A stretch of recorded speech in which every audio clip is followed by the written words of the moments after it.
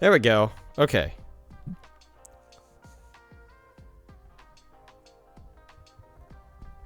Are you there? We are recording now. Yes.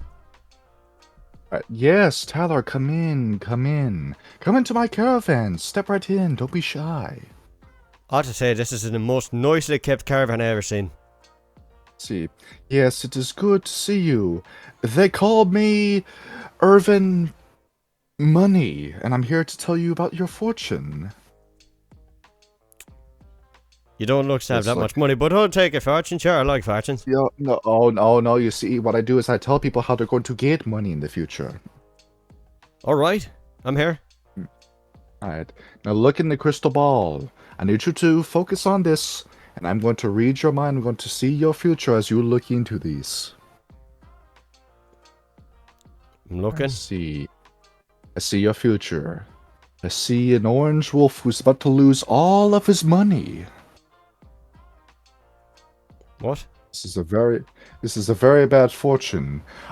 Here, if you'll just stay in place, I'm going to go get my my spirit sticks. Just don't stick your hands in your pockets or anything. Okay, I'll be right back. Wait, why not? Just gonna, Hey, wait a minute. slowly. Come on! Get back Get out here! Play Ravnos. That's the short version. Now we're going to go to the long one. Basically. The racketeers of all the vampires. Yes. The gypsy, the acid queen, and it'll tear your soul apart. And pretty much half con artist. Once again, White Wolf, for whatever reason, had an obsession with gypsies, but then again, so did everyone in the 90s. And half holy warriors. One side is more interesting than the other. It's not the holy warriors part, actually. Really? I figured that'd be the interesting part. So, the thing is, I have told you before about the development cycle with White Wolf, and the thing is, very few of these people actually talked with each other. You get this in Mage the Podcast. They did an episode where they interviewed a writer, and it feels like a lot of these books were written by people that were in two different buildings in two different rooms, because most of them were. Take the... What was the book they used, for example? Tradition book Hermes for Mage the Ascension. Neither of the writers talked to each other at all during development.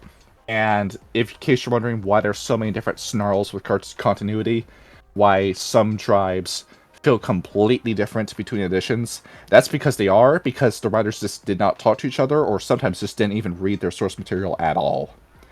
I mean, you look at the Shadow Lords.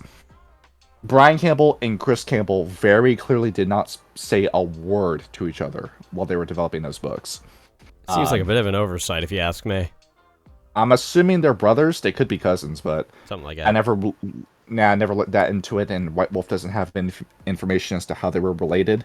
So, to discuss the writing staff between the two books. You ready for this? Yes. Plan Ravnos, first edition, was written by a duo between Christopher Walters and Robert Hatch. And Robert Hatch, I think it would be easier to say what books didn't Robert Hatch write on instead of which ones he did. This guy had his fingers involved in everything. Robert Hatch was working on everything. And this was a long-running veteran of the company. This guy started working way back in 1992. This book was published in 1997. And Clan Ravnos first edition, which is where we're getting most of our information from. And his other co-writer, Christopher Walters, he's the guy who's got his name credited on the front page, who did most of the writing. And in case you're wondering where he is now, well, he has a website that I'll be contacting. Oh, Behold, cool. rolemodelgames.org. Is that... And yes, there is. There we go. Let's take a there look it at is. that. Here's your embed. All right. Yeah, there you go. It's from what I'm understanding, this is an educational program that uses tabletops as a learning medium. Yeah, that's what it's looking to be. Yeah. I'm looking at this, and it's been a company from 2019 to 2020. I think you might want to update your website. I mean, I hope I can get in contact with this guy. They have a Facebook page. Yeah, they have an article on TED, on Kotaku, on the New York Times. Goodness gracious. Yep, they have a whole Facebook page that they've updated once and then never touched again. That's kind of sad, though. I mean, I like, mean, it seems it's a sure, good I hope idea on paper, though. yeah, I hope I get into contact with these guys. But to discuss what Ravnos Second Edition looked like, uh, not so good, and I'm going to tell you why. The staff was completely different for Second Edition. I don't know why the fuck you didn't consult anybody from the first book. So one, Deidre Brooks worked on this book, and this was the first clan book, tribe book, tradition book, anything book that she was thrown onto. This was her first project. And you look at her writing credits. She did a little bit of stuff with Mage before this, so I guess if you worked with Mage, that automatically means we should put you on for Vampire after you write 2 projects and that's about it. And you do supplementary additional materials for other books. And then you look at who the developer was for that book, and it was one fucking Justin Achille. Oh, good lord. Who, So I can in imagine his it was track racist record, as hell then, right? he had no fucking business writing any of this shit. And it's clear that the Giovanni is the one thing you can write about. Where everything else you touch goes to fucking shit, where nothing that was brought up in first edition is even interacted with at all. None of it's touched. None of the lore seeds that were put in it were touched at all, and those plot points were just fucking massacred and trashed for second edition. For a plot point that has nothing to do with where this tribe was going, and it feels like you just looked at The you looked at the opportunity team for the slipped for first you. book, and you looked at Robert Hatch, and you looked at Christopher Walters, and you said you could both get fucked, you're going to do your own thing. Yeah, basically. I mean, for writing a book, it's the same thing with any writing room. If, you go through a massive change in staff, whether it's books, whether it's, TV shows like it happened to The Simpsons, or or even video games. I don't have an example for video games, but Lord knows it's happened. Oh, the difference between Last of Us 1 and Last of Us 2. I was going to say the Quake games. Yeah, that too. Well, that's more of the development, but yeah, same idea. A massive change in staff is always going to be a tall order in order to recreate the success of a previous work, and Clan Book Ravnos is no different, sadly. Mm-hmm. Where it really does feel like, do you guys not read your own fucking story? And it seems that, yeah, that's the case. You don't read your own work within your company. Well, obviously, you already said they don't talk to each other, so... Yeah, they had a forum back in the day, but only a few members of the staff worked on it. I mean, after all, the Tamahe Ra, the most confusing part of Vampire, they brought in an intern who just added that into the book, and then just editing staff just said, yeah, that's okay to put in the book, and then, behold, we now have a plot line that took 3 years to write out. Damn. Yeah, that's some work. Yeah, I wonder why this company went out of business. Mismanagement. Spending too much money and not talking with each other. Yeah, something like You that. did make you made fantastic stories, but damn, you could have done this way better. Look at the past. Look at Games Workshop now compared to White Wolf. We got way more stuff way faster with White Wolf, but Games Workshop has stood the test of time. It really has. It's kind of, which I imagine is why you're going to make us play some Warhammer soon. Yeah, and why I've been reading the Horus Heresy books, starting with Angron. But we'll talk about the world. We'll talk about the World Eaters when we talk about the World Eaters. Let's do Ravnos. Yes, Clan Ravnos. So the basic premise of the Ravnos is that they're gypsies. They steal your money. They sell drugs. They run all these churches where they pimp out the women. And there's no god in those churches. You go over to those church and they say, "Oh, Bashadva Ukahebe Goshata." You can't tell me what that means. There's no god in these churches. I'm building a church called the Church of St. Leopold. My church is going to be on fire. So I'm going to tell you to stop supporting these Ravno churches and support me instead. That sounds like a fantastic idea. And there we go. Just there we the go. best. We begin with the bullshit story, which is the lie that Clan Ravnos will tell you to make themselves sound more important. Granted, there is a holy war going on with them, and in isolation, it's bad. When you look at Kindred of the East, it comes out to be pretty cool, because these guys are the villains of the Kuei Jin, But the Ravnos are heroes from their own perspective. And the Kuei-jin, it varies with the Kuei-jin, where sometimes the Kuei-jin are good, sometimes the Kuei-jin are evil. It really does depend on the Kuei-jin itself. And some of them work with the Yama Kings, and some of them don't. And it's interesting.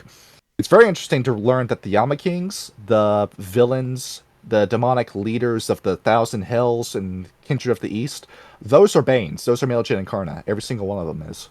Oh, well, shit. That doesn't sound They're good. working directly with the worm. That means the entirety of China is worm corrupted. Somehow that doesn't surprise me. Yeah, that's social credit systems, ahoy. We begin with a poem. There is not an actual poem in this book, and you're talking about an Indian poem, which are so long it is going to take me 7 days to read the whole thing in my head, and even longer out loud. It is a poem that is known as Wounds of the Night Sword, which tells a story of a man who had become known as Zapath Ashura. It begins with a bunch of gods, referred to as the Siddhi, who turned against heaven and led a rebellion, before they were cast out and forced to rule the Hells, where they were supposed to be imprisoned, but then they took over their own jails, these being the Yama Kings, who then created demonic thralls to lead against a war against Earth in order to take over the world and create hell on Earth. These soldiers are called the Ashura Tazaya, but we will know them as the Kuei-jin. And only one man could stand up against them, Zapath Ashura, who would be known as Ravnos, the Ravnos Antediluvian specifically. Now you may be wondering, well, where did Zapath Ashura come from? And is that his name? No, that's his title that he's given himself. You want to know the full story behind this Antediluvian? Might be important. He is a Silent Strider kinfolk. Really? Deadass. This is a fantastic mixing of the splats, because this is directly tied in with Werewolf the Apocalypse. There's no way you can have Clan Ravnos without Werewolf the Apocalypse involved. There was a horribly bad take I remember hearing from Werewolf Den's Silent Striders video, where they say that Vampire the Masquerade is holding the Silent Striders as a clan back, and I just could not disagree with you more on that, because, dog, it's the world of darkness. All of these stories are tied in with each other. And on top of that, it's, no. The Silent Striders don't take after the Ravnos. The Ravnos take after the Silent Striders, is how it works. And you're going to see why. Yeah, they brought that up in the relationships when I was reading them, and I was like, huh, that's an interesting little note. They brought them up by fucking name. Now you know from Clan Book Giovanni that when you see a werewolf tribe pop up by name in a book, there's some serious history to it. Exactly. And Silent Striders have grown on me tremendously when I learned about them, so I'm excited to hear this. All right. So our story will begin in India. Back in the time where we didn't exactly record time. This was during the Book of Genesis days. Way back when. Ravnos was one of the first people on the planet back then. Ryan is on his way. In case you hear a little ding, that's Ryan coming in. We begin. There's some very silly-ass names, by the way. The Kuei-jin have their own little dictionary at the start of the book. I have no idea where some of these words come from. I didn't really bother to look them up. Shame on me for doing that. I made him. But it's more that it's more that I didn't care because I was never going to use the words to begin with. Like, you use stuff like Baro, which means the big man, and that's the big man who rules the Ravnos clan. That's kind of funny. Go ahead. And then you have words like Gajo, which means peasant, and it's like little words they'll throw into the middle of their speech just to throw you off. Yeah. And I honestly hate it when books do that. It's like the gratuitous foreign language where, just speak normal. Like you keep wanting to show me like, oh, your character's Spanish and he's going to speak Spanglish. And yeah, that's fine, but when that character's monologuing, it gets distracting. Yeah, I get that. I mean, I do have some respect for like that level of detail into the clan. Like I'm guilty of doing that in some stuff I've written personally, but like Mm-hmm. I think it's good for world building's sake to be able to balance it. That's a real test of skill at that point in time. And also, I would also like to point out like if I'm not sure if the words they're using might actually have meaning, but just I kind of hope that they made them up because then it's like the Virgin and Chad meme where it's like the Virgin, I based these words off of 3 different dead languages versus the Chad, I made them the fuck up. Look, this is gonna blow your mind because I read this, and this story alone made the Ravnos go from my least favorite of all vampire tribes, all vampire clans, into what could be in my top 3 now, just from this story alone. Let's hear it. Uh, in case you're wondering why my least favorite clan is now, it's Clan Gangrel. Man, fuck you. Yeah, fuck you, Kyle. Alright. This story is called Cain's Favorite Son. You know it's going somewhere with that name. Yes. This is right after, there's Ryan. He came in just in time for the story. Hello, This Ryan. is during the time of the first city. Back in the times of Genesis, the first city just got smote. So Cain is out wandering across the world. Cain from like the Cain and Abel story, the first vampire, to get that point across. The guy who seeks death, but death will evade him, who will pray for death, but death will never come, who is one of the 4 vampires who ever existed who could walk out during the sun. Oh, It's a shit. big deal with him. Yeah, he's fucking ludicrously powerful. And if you fight Cain at all, you lose. There's no way you can fight Cain. You just lose. You just lose. This was one of the first people on the planet, born during the time of miracles. You can't win that fight. The motherfucker rolls 30d10. Try 100. Jesus. Cain's walking across the world after the first city got destroyed, and he walks into a camp of people where it's these nomads. They walk around, they're just hanging around the campfire. Cain walks over, says, "Can I please sit down? I've been traveling for a while." And this was a tribe that was technically 2 tribes put together. There were the Rom, where we would know them today as the Roma. We would know them today as the Gypsies, who were chilling out and said, "Yeah, sure, come up, pull up a seat, pull up a seat." But then you had the Powara, who were referred to in this book as lupines. These are the very early Silent Shredders we're talking about, who look at Cain, and what's a common werewolf gift? Sense worm. And they sense something funny on Cain. And they're saying, "No, you get that fucking guy out of here. We're not letting him sit down with us." But then Cain says, "No, I'm fine. I can explain what's going on. I'm one of the first people ever born. My dad was Adam, my mom was Eve. I killed my brother out of love, and I've been cursed by God to walk around the world forever." And the Rom are super interested by the story and say, "You gotta tell us everything." And so they start sitting down, telling the story. And the big man of the Powara, sorry, was a man called Shurka. I'm assuming from the way he acts that he is a Arun. I can only assume that's what he is. And his brother was a Punjinka, who was the leader of the Rom half. And he had a daughter, but we'll get to the daughter later. And around this time, a very early enemy had formed. The Kuei Jin, that Chinese vampire, that the Ravnos, the Powara, the Silent Shredders were already in a fight with. They would eventually leave the Kuei Jin because, well, we're getting to it.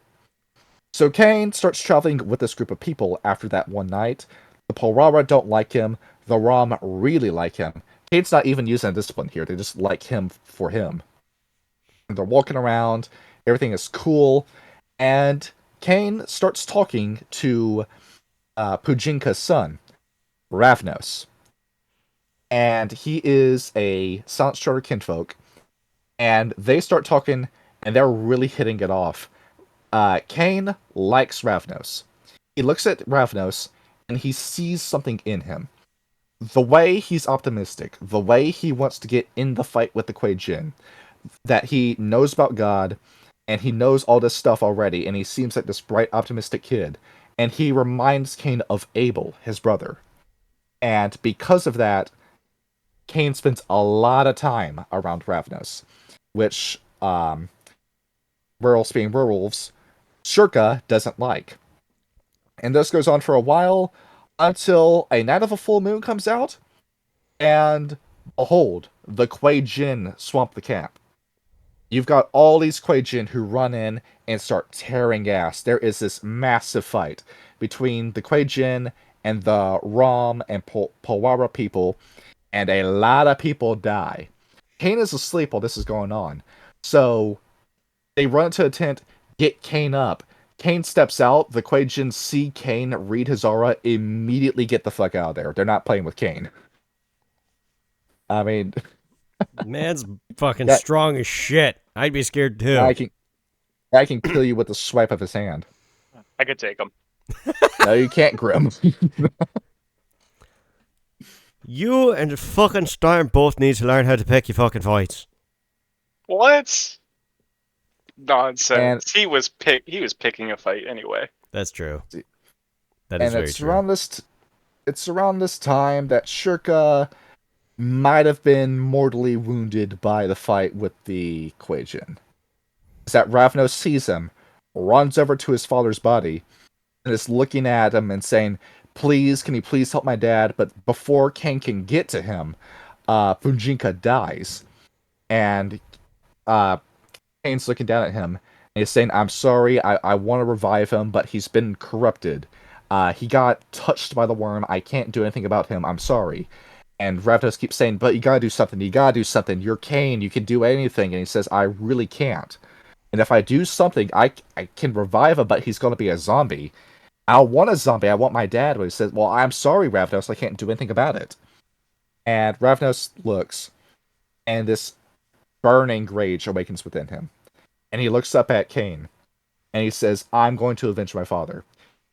I don't want you to bring him back anymore. I want you to sire me. I want you to give me whatever power you have. I heard you did that with your 3 kids. You can do that with me." And Cain really doesn't want to, but Ravnos talks him into it. So, Ravnos gets sired, and he is in horrible pain during the entire process. He's left as a corpse, and he's left on the side. He's traveled around. I'm trying to read this. I'm reading like what they did with Pujinka's body. They buried Pujinka. I was reading that while I was looking at the Ravnos story. So Ravnos is in a death-like state for a few days, and then he jolts up awake one night, and he's different. Like personality-wise, he's different. There is now this anger, this conviction inside of Ravnos, where he gets up, and our good old friend Shirka looks at Ravnos, looks at Cain, says, "What the fuck did you just do to my nephew?" And they're about to fight Cain, but then Ravnos steps between them and says, "No, you're not going anywhere with this." And you see that they're about to scrap, but then you have Lateshi, who runs in, who is Fujinka's daughter, and says, "Don't do it. I don't want you fighting." And Lateshi squashes the feud between them. So yeah, the daughter comes up once in the story, but the story's more about Ravnos than anything else. Mm-hmm. Ravnos says, "I'm going to take my people. I'm going to go out into the wilderness. I'm going to fight the Kuei Jin. I want you, Descent Striders, to come with me." And the Descent Striders look, and they say, "We're not doing that. No, you're not who you used to be. You took this bargain. You took this Faustian bargain with this stranger who jumped into our camp, and you're not my nephew anymore. Cain, I want you to get out of our camp now, and if I ever see you again, I'm summoning the entire army to come after you." Cain, not wanting to start any trouble, gets up and leaves. And Ravnos takes the Ram half of the caravan, and walks off into the Indian wilderness. And then the Sant Shriders, deciding that this land isn't really their home anymore, get up and leave, and head over to what would eventually be Egypt. And that is the origin story. That's really it's really incredible how they depict Cain, because Cain in this story is quite literally, "Just because you are a bad guy does not mean you are a bad guy." Hmm. Hmm. He committed the original sin, but He's kind not of the original chill. sin, but yeah. Oh yeah, this is him right after the first city. This is back when he still had a heart. This was, I think, before Solot. So Solot's death is what really broke Cain. But yeah, the whole thing with Ravnos is just another loss in Cain's life. Or Cain's life is just nothing but L after L after loss. It sucks to be Cain in World Darkness. Yeah, it reminds me of that quote. It's like the difference between heroes and villains is either one bad day or a handful of poor decisions. And then that story continues. You want to know who the first other vampire Ravnos met was? What was that? Inoya, the gangrel antediluvian. I feel like this is even more important now. Because there is a tight friendship between these two that starts where they start traveling and they fight the Kuei-jin together, and they do a pretty good job. They end up freeing India from the influence of the Kuei-jin for the time. The Kuei-jin would eventually come back, but we're getting ahead of ourselves. And there's conversations between the two where Ravnos confides in Inoya, Inoya confides in her. She's worried about the whole fate of, like, we don't exactly have souls anymore. Ravnos says, fear not, our destiny is to be these eternal holy warriors where we're waging a war against demons. Ghosts that have taken over the bodies of humans. We're in the right with what we're doing, and Inoya says, well, I guess you're right. And this continues until Inoya does the thing where she merges with Gaia. And then that's pretty much the end of their relationship. And then it's detailed later that eventually you got a generation of Ravnos who forgot Inoya, and then a generation of Gangrel who forgot Ravnos. And now the two tribes don't talk to each other anymore. That's a bit of a dumb shame, isn't that? Yeah, back in early biblical times, these were direct allies with each other. Our Good. this is a question on my part. Is what is it? Ravnos? Ravnos, yes. Isn't is Ravnos part of the Sabbat, or are they? Uh, yeah, Ravnos he's a Silent Strider kinfolk. But here's the story. He looks at the Silent Striders, sees that the Silent Striders walked out on him, and after that thinks to himself, well, family's a fucking joke. The only person who had my back was Lateshi. That was it. Well, fuck my family, I don't need my family anymore. And he instead leads this holy war by himself. He had Anoya, but then Anoya left him to become one with Gaia. And Anoya is still around, but you can't really talk with the ground now, can you? No, Yeah. you can't. I mean, so basically, like, Clan Ravnos is basically, you know what, fuck the clans, we only need ourselves. We're better off this way. Okay. Honestly, kind of based. Because they or at least given off our last campaign for Vampire, they kind of remind Mhm. me of the Sabbat in the we praise Cain type of way. Oh yeah, you look at these guys, they're like the OG Sabbat back then. And then Yeah. the Sabbat itself formed, which was a group that lost its own side of its mission so quickly that it just fell into chaos. If you had the Ravnos leading them, everything would have been fine. No, they wanted more fucked up people to lead them. It's this little Sombra and the Zimichi who started the Sabbat, and then they both quickly forgot why they started the Sabbat in the first place. And then they started, like, having a constant I'm in charge argument. This is why you don't talk with Clan Zimichi. That Any reminds agreement me you of make a with them certain falls apart. werewolf tribe. Mhm. No, not you, Graham. I'm talking about the old fat bastard that almost died today. Yeah, it's Bacchus? Shadow Lords. Oh, Shadow Lords. Yeah. There you go. Gotcha. Well, I knew you weren't talking about Grim. Yeah. You're not going to sit at the Grimm's face. He's going to cave it in. Oh, God, no. Look, we've had I enough don't know, he's things being becoming- caved in today. He's becoming more passive now. Oh, it's because he's got a girlfriend. His girlfriend literally said, I can fix him. And then did. Proceeded to spend 17 years together. And behold, the devil on your shoulder has been replaced with an angel. You fucking domesticated him. How? That's amazing. They were the music bot we weren't using. Moving to second edition to quickly fill in what this holy war looks like. It is the Ravnos who claim India as their territory and hunker up in India and wage a holy war against the Ashura Tazaya, aka the Kuei-jin. This goes on forever. While the Roma would eventually go off to Europe, specifically East Europe and North Africa, and become their own thing, it's pretty much two different tribes, two different clans at this point. They're very, very different. It's like the difference between old and new clan Zimichi, or the Cappadocians and the Giovanni, or what's another really good example? Uh, the Gangrel and the City Gangrel. Calling it that. Okay. Where the thing is, in order to fight this holy war, Ravnos realized that he could not manage it by himself, so he sired 5 different third generation vampires to fight for him. Now, you may be wondering, did I make a mistake? Did I say third generation? Yes, I did. Because Ravnos was sired by Cain. That makes him second generation, making him the strongest vampire antediluvian out of all of them. Jesus. Now, here's the thing. The only people that can match him in power are Inoya, who is also second generation, and I believe Zimichi, but Zimichi cheated because he made a pact with the devil. So, he didn't start out strong. He had to cheat. He had to buy his way over to power. You with daddy's money, huh? Going down the line, the 5 generals of Ravnos. We begin with the Black Mother, who is called the Black Mother because she has been completely stripped from history.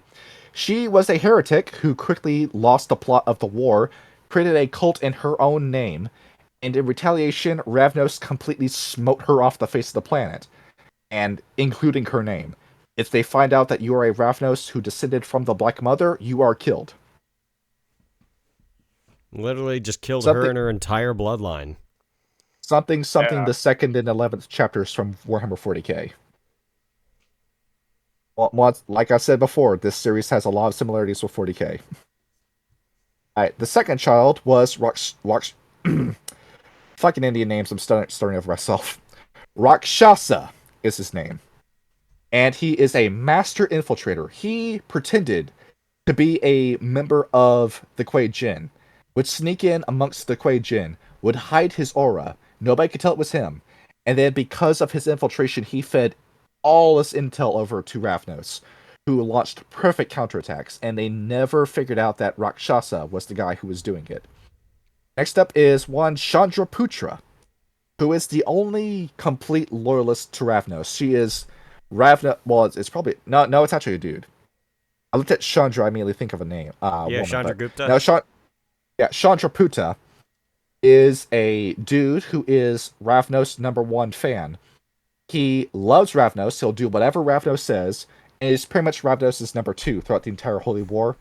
Next up is Ravana, where very similar to Lucifer, he was a fantastic general, did so much good for the war, until he started talking to demons, and became an infernalist, and then we had to get Lord Rama and his epic poem of Indian lore to put Ravana down. The call of demons, dude. It's very tempting. Don't do that. Yeah, you look at what Daimonian does in this game. Very tempting. Bali, Mightier We, Alibaba. That makes sense. And the next one was one Snake in the Grass, Ramesu, who fought the war for as long as he wanted, and then in a massive heretical act, quit the war, and then left with all the soldiers for the Roma, who are now making a land for themselves in Europe. Fantastic. And there's this portion in the book that fucking sucks. It's called the Gangrel Heresy that completely contradicts what we just talked about with Inoya. And we're not even going to talk about it. That part fucking sucks. Oh, okay. Cool, so I can still convince Ravnos to not kill me. Going down the line, I think that's really it with second edition, because second edition is just nothing but like fluff text from here on out. And there is one point that we remind me to bring up the treatment when we talk about Europe. I mean, I was going to bring it up And during relationships, but yes. yeah, and we're also going to bring up the Path of Paradox. We're going to mention it first, where because Ramesu quit the tribe, I keep calling it a tribe, the clan. Ravnos creates the Path of Paradox in order to draw off his men in line. He says, "Here's this holy doctrine written by me. You're going to follow this if you're going to stay in the clan and keep our protection." You might be wondering, what is the Path of Paradox?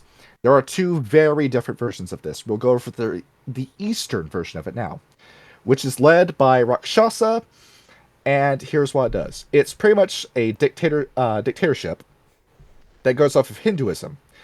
You look at the virtues of Hinduism, and rely on God, know what God is, reach enlightenment, and by knowing your place in the universe, knowing your dharma, you will lead a better life. Now keep in mind the wording with the dharma. The dharma in Hinduism is your destiny, what you are set to do. You are born into this world to follow your dharma. That is something that you're talented at, that nobody else is talented at. It's the thing you can do that nobody else can do, and you should feel pride in having a destiny, because it's good that somebody has a plan for you. But the way Ravnos wrote it, it's more of a keep in line, because I'm using this religious doctrine to keep you in line and convince you that this is a divine decree by God instead of a law that I made for myself. Oh. Okay. Now you notice that the years of warfare are beginning to change the mind of Ravnos. Well, yeah, war changes basically anybody. And of course, absolutely. this goes on for years and years, where he's following the Path of Paradox, and some of the sins in Path of Paradox is that you don't embrace women. That's a doctrine in this. Now, the reason why you don't want any female members of Clan Ravnos is because you need babies to be born, to give blood for your clan to feed off of. If you embrace a human woman, they lose the ability to become pregnant. Therefore, that's one less person that could be a potential vampire soldier or a source of food. Yeah, it's very strategic. There's also, we don't want you embracing anybody who isn't Indian in heritage or isn't from a Central Asian or surrounding area. Anyone from like Pakistan, Bangladesh, Myanmar, any place like that. We want you to stay in that area. We don't want you going over to Europe or Russia or Southeast Asia to sire anybody. Along with that, failing to kill a vampire is considered a sin, and becoming bloodbound, where specifically they're referring to being bound by another vampire's blood, is a cardinal sin amongst the Path of Paradox. This version, at the very least. And they say the number one sin is embracing a vampire out of pleasure, doing it for the hell of doing it. That is a number one sin. You will be put to death if you do that with Clan Ravnos in India. This is a holy war. We can't just bring off people off the street into the holy war. That's true. I was about to say, like, these are some very stringent guidelines, but then I remember, oh wait, they're waging a war against one of the scariest vampires out there. And to speak of the Kuei Jin, how you make one? You take a dead body, you possess it with a soul. It's either a wraith or a bane. It kind of changes because Kindred of the East is kind of sloppy with its writing, dead ass. And you let that body sit for 20 years. It then gets up, is now a half-human, half-ghost that feeds off of soul energy instead of blood. And it goes around, and they claim they hate the Yama Kings, but some of them love the Yama Kings, but ultimately you're just a puppet to the Yama Kings, who are 1,000 Banes, Meljin and Karna, who rule Hell. The Chinese version, at the very least. So, behold, the worm, you just can't escape the worm. As a vampire, you just can't escape the worm. Chinese Hell, is that just Hell with MSG? They have many different versions of it. They have the Hell of Blazing Fires, where I think that's the most obvious one out of all of them, too. There's also the Hell of Boiling Tar Pits. Wasn't that in the Bible? Well, no, there's different hells because of what you did. You get put into a different hell. Oh, okay. There's also the hell that's completely filled with giant spiders. There's also the hell where you are missing your tongue and you just have blood come out of your mouth forever. There's the hell of scissors where there's demons stabbing you with scissors forever. The hell of the Tree of Knives, where you're bound to a tree and stabbed in the chest forever. The hell of the Steamers, where you're poured into a steam pit where you have your skin steamed off of your body forever. The hell of the Mountain of Ice, where you're put on a mountain to freeze to death, where it feels like pins and needles are across your body forever as you stay there as an ice cube. The hell of the Kettle Pit, where you're kept in a kettle pit and abused as an animal and killed multiple times for your meat and your milk, only to revive back in that same pit. The hell of Crushing Boulders, where you're smashed by rocks forever. And the hell of the Blood Pools, where you're forcibly drowned in blood for eternity. That's metal as fuck. Why doesn't Christian Hell talk about that? Like, Because they combined all the hells into one. Yeah, oh, that's what okay. it sounded like. Yeah. I don't know. I kind of like their whole it's like compartmentalized afterlife. It's very efficient. It's that. It's like We all share Ronald, one hell. It's like Ronald Reagan talking to Uncle Ruckus saying, "God realized that there's a ton of bad people, and they're all different in different ways. So he made multiple separate but ultimately equal hells." Good old Ronnie Reagan. Good old Uncle Ruckus. You know something, Now, Robert? be wondering- Fuck you and everybody live in your house.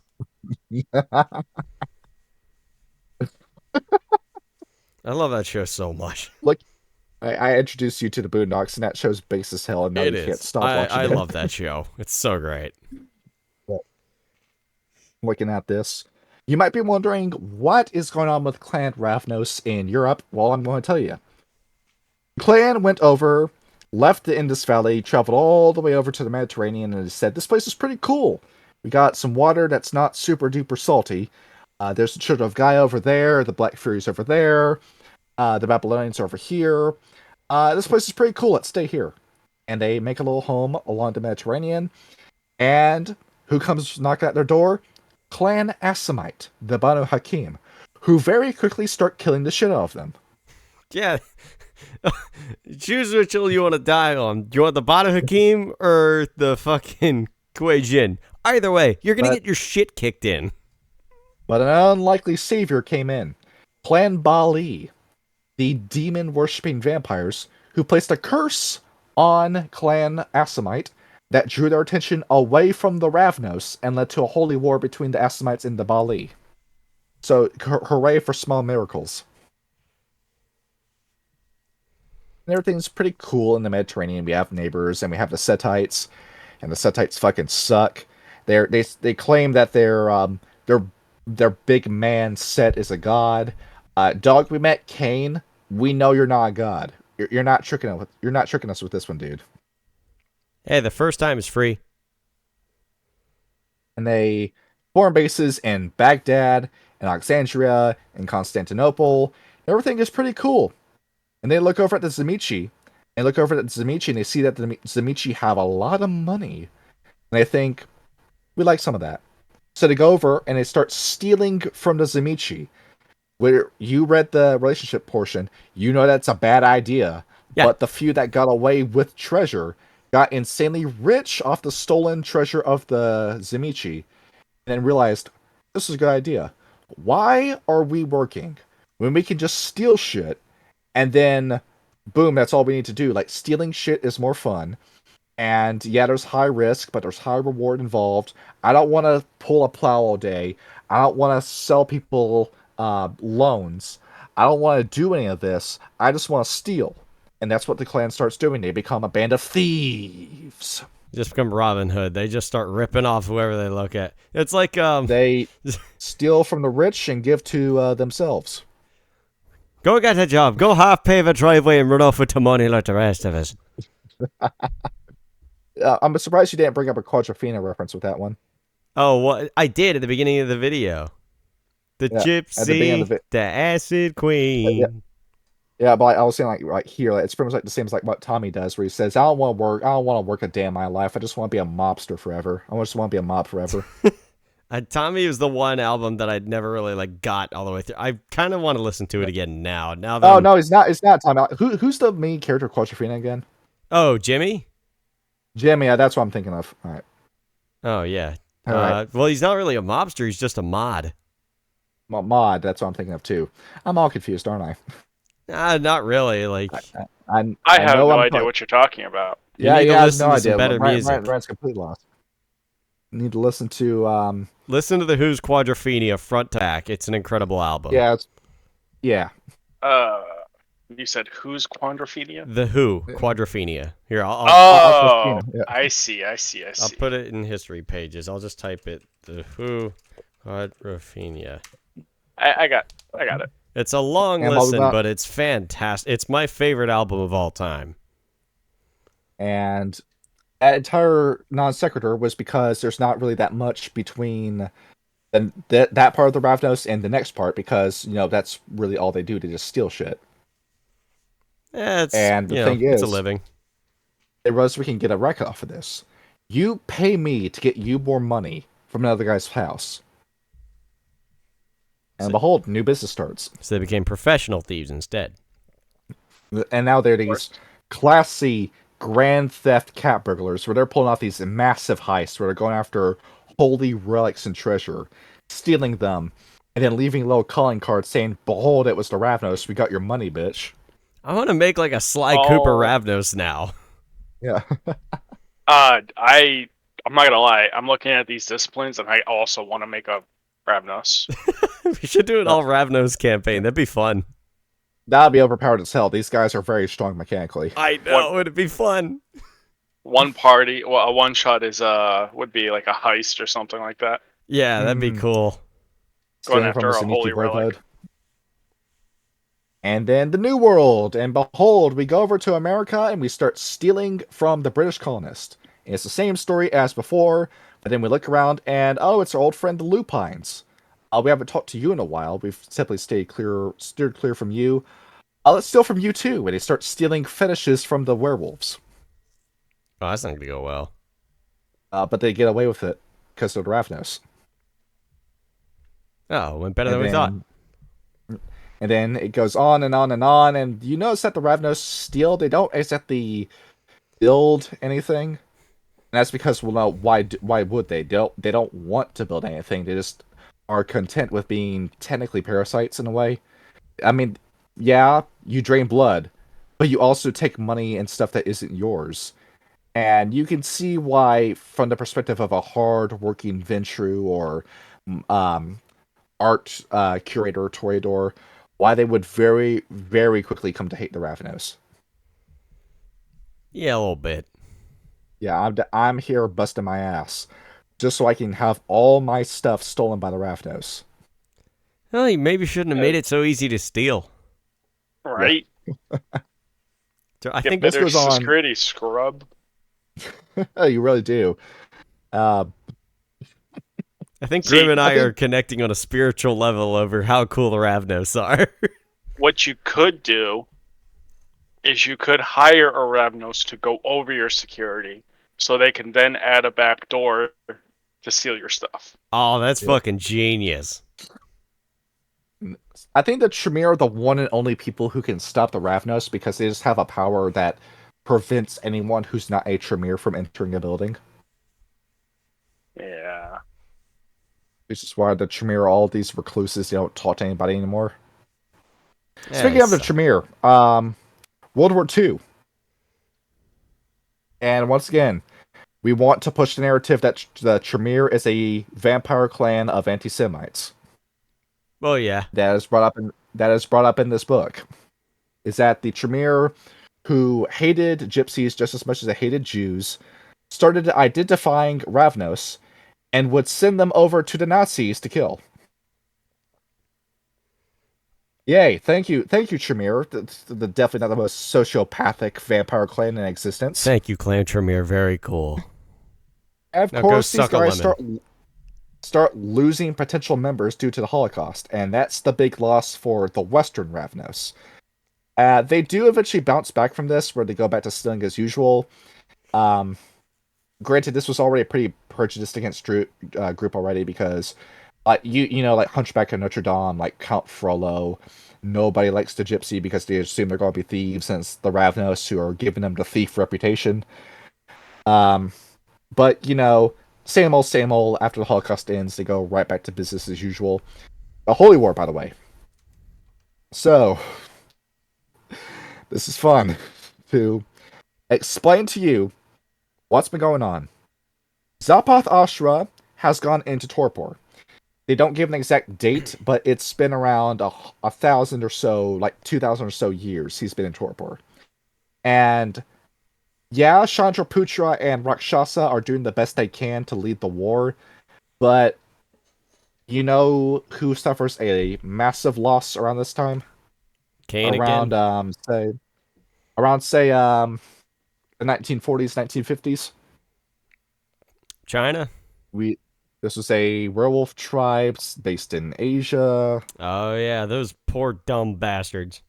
The Stargazers start taking their chain of losses. L after L after L.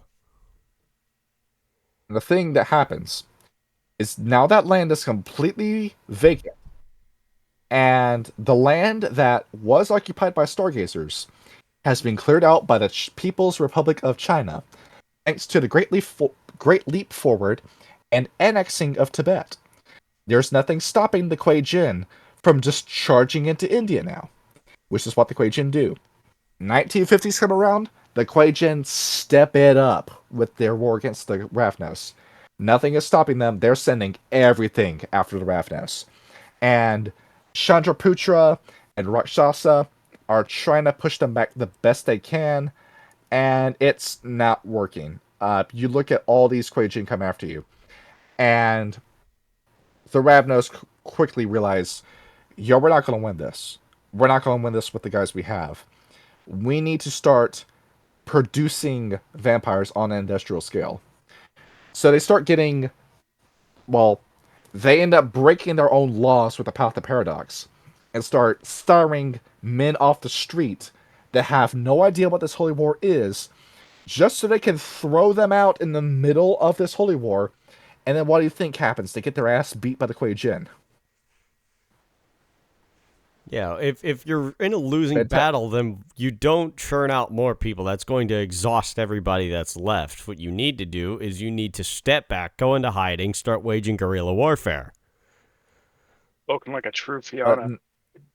If you're right, Max, what the fuck you gonna do? That's no. not that isn't the Templar way, though. Yeah. And they're more get the fuck out there and get whatever we need back. We gotta fight with what honor we say we still have, even though we have an ability that creates illusions. So how honorable really is this? But you know, looking at all this, some of these. So what happened? Like some of those disciplines exactly. Yeah, it's you just go into a lot. You start looking. You have all these Ravnos who are newly sired dying, and the sheer emotional distress amongst the tribe creates a psychic scream throughout the psychic network that reaches the ears of one sleeping Ravnos. Combine that with the Avatar Storm to quickly segue into Mage the Ascension for a minute. Cersei Jones of the Void Engineers built a nuclear bomb made to nuke the underworld. The Smiling Lord, leader of the Grim Legion, thought it'd be a really funny idea to fuck up that experiment by dropping his own ghost nukes on top of that nuke, resulting in a nuclear blast that created a Tempest Hurricane, Category 6, Tempest the Soul Storm that goes on forever in the underworld, creating this massive hurricane that killed a ton of ghosts, killed mage avatars, like destroyed the avatars. So behold, there goes all of your archmages with that experiment. Everybody above Ret 5 lost their magic. Great idea. And this storm continued to move until it reached India, where the combined Soulstorm and Ravnos dying woke Ravnos up. Wow. And he is fucking furious when he awakens. Yeah, it's like Tornado of Souls, that song by Megadeth. To put this into perspective with you, India has become this massive battlefield that's slowly being taken over by the Kuei Jin. They're in the Kashmir Mountains. Tons of Ravnos are dying left and right during the nights. And behold, Ravnos sticks his head out, and everyone on the battlefield freezes. And there he is, in all of his absolutely horrific glory. Ravnos steps out, and he is towering over everybody. His head is reaching the clouds. He reaches up, casts a spell, a discipline, that blocks out the sun, points his finger out, and starts smiting Kuei Jin off the face of the earth with one finger. Kuei Jin start fleeing en masse to Ravnos, look, see their Gene Father, immediately turn around and get the hell out of there. Annie and all werewolves immediately flee the area. The Technocracy see this from space and realize what a massive fuck up this has all been because you just summoned the guy who's about to cause the apocalypse. And they send everything they have after the Ravnos Antediluvian. They are launching ICBMs that hit him in the face, and he takes no damage from any of it. He has Fortitude 10, which makes him immune to all forms of damage, period. You just can't hurt this guy. The one thing that can hurt him is the sun, which he just blocked out with an eternal rainstorm. The Technocracy, realizing that the end of the world is at hand, quickly cobble together an orbital laser that will harness the power of the sun directly. They send agents out, they smash the Code Ragnarok button, saying everybody get on deck to fight this guy. All agents go to India. A ton of them are being smoked before they even have the chance to scream at Ravnos. They use all of their agents, who call from the ground to set up the laser, cross their fingers, hope it will work. The laser fires, strikes the ground, there is this massive flash of light. Everything goes completely blank, and then Ravnos is gone. We don't know what happened to him. We assume it killed him, but there was no body left behind, there was no ashes. There was nothing left behind besides a crater where that laser hit, and it's very ambiguous as to whether or not Ravnos is dead. After all, this was a guy who could create illusions that became so convincing that because people believed the illusions were real, the illusion itself became real. Who's to say this guy died? He might still be out there. Absolutely. That's a plot point that you can go with something. Ravnos is still out there. He realized that that laser could have killed him, and then quickly got the hell out of there before it could. Jesus. And yeah. The day the world almost ended. Which is why I say, fuck the worm, dude. The Antediluvians are here now. You want to pull up Ravnos' picture? I just posted it down. I posted it in the wrong channel, but yeah, there it is. Yeah, that's Ravnos, in case you forgot what he looked like. Channel? Try to post. History. Oh, wait, what? It's not Posted the wrong one. Oh, in Pulse? Alright. Oh, there it is. Alright, there it is. Yeah, he's a scary-looking motherfucker. Yeah. He is massive, too. He created an illusion that, like, increased the size. Yeah, look at that. Now, because of this, because the Technocracy kind of sort of control consensus, the Ravnos believed that Ravnos died, and because of that, caused a massive string of stress to shoot out across all members of the tribe, of the clan, resulting in Chandraputra and Rakshasa immediately falling into torpor, and then every other member of the clan Ravnos had their bane changed to fit this. You might be wondering, what was the bane before? The bane before is that all the Ravnos got involved in organized crime. It was just like a compulsive part of their brain that said you have to get involved in some sort of criminal activity. But as a vampire, you were already going to do that. So the weakness is that there was no weakness. Yeah. Instead, right. Instead, something way more interesting. If you day sleep in the same spot twice, without moving around about a mile or 2 miles away from your last day sleeping spot, you will spontaneously combust in the middle of the day, and then just die. There's nothing you can do about that. You just die. That's pretty fucked up. And which encourages the whole nomadic lifestyle that these guys have lived for years and years. So not a terrible loss, though. Yeah. Where, granted, you are a nomad, you are already going to do that, but it makes playing a Ravnos in the modern day very difficult. Well, yeah. Unless you get a car. In order to survive, you need a lot of connections and a lot of buildings that have no way for sunlight to get inside. But the Ravnos as a clan have burnt down every bridge they could have possibly built. Because as the wars went on, and as time went on, they got so sucked into their holy war, and so sucked into degenerate thievery, that they slowly lost the plot as to who they used to be, and became nothing but hoodlums and hooligans that nobody wants to be around. So good fucking luck surviving as a Ravnos. As for how many Ravnos are still alive, 20% of the clan that used to be alive in 1999 is alive today. Only 20%. What the fuck happened to them? The Kuei Jin and that new Bane that Oh. nobody told them about until somebody slept one day and then burnt to death, and then his body was discovered later. It took the clan a couple days before they realized that their Bane had changed. And so Ravnos are kind of rare.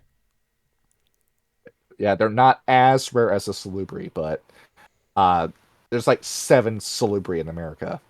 But the Ravnos, they're pretty hard to come across now. That's sad. I actually like the Ravnos. Now, the thing is, the Path of Paradox, we can talk about the second version of that now. There's 2? So, Yes. yeah, there's a second version of the Path of Paradox. Jesus. So, the whole thievery thing, the Ravnos also decided, well, it'd be a very good idea is to just cause chaos. Let's just be chaotic. Let's just cause havoc wherever we go. Because it's fun. I love them already. It's fun to be chaotic. There's like Chaos Undivided from Warhammer. And they We're go gonna around do and bad things. they form Path of Paradox Part 2. Well, what this does is that you just cause chaos. You just cause chaos. If you see order somewhere, you do everything you can to get rid of that order. That's just all you really need to do with the Path of Paradox. But it starts giving you a few psychic powers as you follow it. A little bit of magic here and there. And this magic is directly sourced from the wild. How the fuck? The wild. The werewolf wild gives you this power. That's kind of fucking awesome. Because I said this before with our Halloween players. The wild has a lot of similarities with Zinj from 40k. Because the wild is just evolution and change. The wild just makes stuff constantly. He doesn't have a plan for any of that stuff. He just makes stuff. Makes stuff. Makes stuff. That's all the wild does. If something new happens, good. It's good. It's venerating the wild. You make something new, it's of the wild. It's when it's given a purpose that it becomes a part of the weaver or the worm. But the thing with the wild is that as long as you're causing change to happen, you are venerating the wild in doing that. And the wild is directly rewarding the Ravnos for doing that. So, as terms of them being friends, then? Well, the thing is, do you want a pure agent of chaos as your partner? Yeah, Yes. probably not. Yes. Absolutely. I feel like them and the Bastet would get along. Just keep this in mind. If a Ravnos comes into a Getafimmer's Hall, they're going to look at that Spear of Gunyear, where there's only 2 of them on the planet, or hear that there's only 2 of them on the planet, and then immediately steal that spear, and that spear is gone forever. You will never see that spear again. I'm sorry. You think the Get just flaunt about their Those prized priceless possessions. artifacts? Yep. Yes, Yeah. they do. That's going to say, here's a spear on my wall. This is the spear that stabbed out the eye of Baelor. Here you go. I don't know. Yeah. I hope they're smart enough to place a fake, at least. You want to say, just try to steal it. We're going to rip off your arm if you try to grab it. I mean, that's true. Basically. Yeah, The fairness, scent- we are the- our own security system. The scent of blood would be gone from the blade, and they would know. And now the Ravnos are kind of everywhere. They're a family divided at this point because the clan Bane and the massive loss in India, the Ravnos are scattered all across the world, and very few of them talk to each other. When they do meet up, it's a good. They see each other as friends. They see each other as family, and love being around each other. There is no sex between Ravnos. That just does not happen because they see that as incest. So nobody in the Ravnos clan fucks with each other. Makes sense. going, going down the That's good. line. It details like some of the weapons they use, but they tend to like knives, and they wear a lot of black weaponry, and they wear disguises, and sneak around. And it's a great time. Does sound Looking like at fun. anything else in here. And looking at the Path of Paradox, I'm trying to see if the Path of Paradox gives you a specific reward. It's really just wild power, or it unlocks the next abilities for you to use in chemistry. I think it just gives you some more chemistry powers. I think that's all it really does. More than likely. Yeah. And I think that's I really think that's it with the Ravnos, actually, Yeah. in terms of history and culture. Have you seen a gypsy? Behold, you now know how to play a Ravnos. Have you seen a cat burglar? You know how to play the Ravnos. Have you seen a pirate? You know how to play the Ravnos. Have you seen Peaky Blinders? Good. Congratulations. You know how to play Ravnos. Have you seen the Joker? You know how to play the Ravnos. Yes. It's, Okay. it's not about the money. It's about sending a message. It's a mean Oh, Batman. but What's up? I'm glad you said that. The treatment. For speaking of chaos, the Ravnos have a thing that's called the treatment, where if they think a prince or an archbishop is getting on their ass, the Ravnos will call all of the Ravnos and just cause complete havoc in that prince's domain. They do everything they can to just cause chaos for the sake of chaos, to the point that it breaches the masquerade.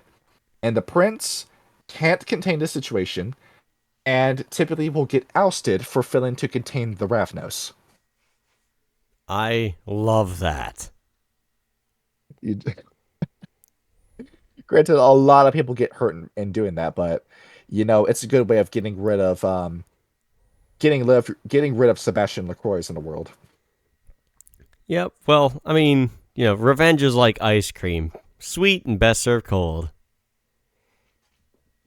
And there's a whole bunch of backgrounds that are in the first edition book that I'm not really interested in any of these, because a lot of these are just like flavor text, like stuff you were already doing. Like, have an enemy of the Kuei Jin is a flaw. Like, yeah, you were already going to have a Kuei Jin enemy. Why is this in the book? I don't know, because they needed to fill space. I think I could tell how the Ravnos plays out, dude. I don't know. I feel like after reading the relationships, I feel like a buddy cop vampire game of a Ravnos and a Gangrel would be really funny. The thing is, that 3.5 book we're making, a Summon Vion, I have them working with the Ravnos in that one. Oh boy. Yeah, it only makes sense if you have vampires of the wild working with the warriors of the wild. Yeah. Yeah. I think it's gonna be great. Before we go into their superpowers, let's do relationships. All right, cool. We're going to go off of first edition only because second edition's writing kind of sucks, and we know why. We know who wrote it. Yep. All right, there is a lot of notes to get through on this. First thing I would like to note is that Ravnos hates sects. They are crap, they're cons, they're lies, and they'd know better than anybody. They're not whores. Yeah, no, not sex, septs. Or sects. Sex. SECTS. Stop having sex. Abstinence is key. But no, they hate the Camarilla, they hate the Sabbat, and they hate each other so much that they've just become mirror image of each other. Starting off with the Camarilla, so picking a sect is a matter of choice. As far as the Camarilla goes, the elders don't really care if you're a member of their little clubs as long as they don't catch you breaking the rules. In fact, it's incredibly easy to get in by just saying that you're a member of the Camarilla. Hypothetically, Kindred can do it, and few princes care one way or another unless you bring a problem or a solution, and it's highly recommended you bring the Camarilla solutions to problems. Very few Camarilla sects have ever had Ravnos in them, and fewer still Camarilla have even met one knowingly. As for the princes of the Camarilla, you're lucky to see them once a year. Any Primogen will show his face only if he thinks his presence will let him play the situation to his benefit. The gangrel rarely ever show up. The Nosferatu attend, but probably don't show themselves. The Ventru appear to, just to see what's going on. The Toreador want to be seen. And the Bruja just show up to talk smack about the princes and the elders. And, basically what's up? With a Tremere as a Ravnos, you have a duty to your ancestors to kill that Tremere. Yep. The Malkavians just smile and nod. The Tremere take carefully annotated reports on everything. And basically all they're doing is they're trying to lick ass and kiss ass of the elders in order to get their approval for shit. Meanwhile, the elders would rather just sit at their table, chortling over maps of the city and congratulating themselves on their schemes. It's a bunch of bullshit. The Sabbat, they have a lot less to say about the Sabbat. They know that they formed around about the 16th or 17th century when a group of disgruntled kindred got together and decided they were destined to rule the world. Mostly just the Lasombra and the Tsumishi. It's probably good that they both decided to shackle up because, just one of them by themselves might have made actual progress because most of the time Lasombra and Tsumishi basically take turns stabbing each other in the back to try and get the upper hand on each other. You gotta wonder, why are these two friends? And then you begin to realize, it's because if you didn't have each other, you would have nobody. Yeah, basically, they're exactly the same. Misery absolutely loves company. They take a city, they lose a city. Fill me in here. The narrator of the book says something about Manhattan. What is it that we need to know? That's New York by Night. Oh. where we will get to that when we get to our New York episode. Yes. Okay. So the Sabbat's modus operandi is likely responsible for the Inquisition of the 15th century, where they have very little subtlety in what they do. And they want to live in a world where kindred don't have to hide in the shadows, but that's exactly what causes the Inquisition. A little wrong-headed to try and correct the problems of the past by repeating the mistakes of the past, is what they say in the book. As for the Antitribu, Sabbat believes... God help you. Yeah. God help you if you meet one. Yeah, if you meet an Antitribu, if you ask... I want to quote from the book. It says, okay, you ask, if the Sabbat sucks so hard, why did so many Ravnos join the Sabbat? Because the Sabbat's party line is about freedom for the elders, the antediluvians, the end of the world, and credit card debt, for some reason. Just for those who like freedom, which is pretty based. I don't know why Ragnar wasn't in Sabbat, but we became him at the end of the playthrough. Aside from the point, they aren't sure how many actually joined the Sabbat, and further still not sure about how many participated in the Anarch Revolt. It's estimated that at the point in time, about 1/3 to 1/2 of all the, 1/2 to 1/3 of the clan are in Europe at the time. Doesn't really matter all that much. The end result is that Ravnos Antitribu are one of the larger clans outside of the big two in the Sabbat, at least. And that's not saying much given how few of them there are left. However, the issue with the Ravnos Antitribu is that they're lethally evangelical. The Sabbat Ravnos themselves are relatively relaxed, but once they see another Ravnos, they start giving you the whole spiel. As the book says, just smile, nod, take a brochure, and get the fuck out of Dodge. Of course, it's been work, and another thing I need you to fill me in on, the Week of Nightmares. Fill us in on that. That was the whole Ravnos Antediluvian thing. Oh, okay. Yeah, that was the name of that. Cool. To further go in with that, the Week of Nightmares, it's called that because upon Ravnos waking up and doing what he did, it woke up all other Antediluvians who started moving around. Oh, that's not good. You want to know why the Shadow Lords have such a vested interest in finding a Similiard? It's because he's awake now and moving around Russia. Yeah, that'd be an issue, and that's their territory. And given what a psychopath Absimiliard was, you want to get in his good graces as soon as possible.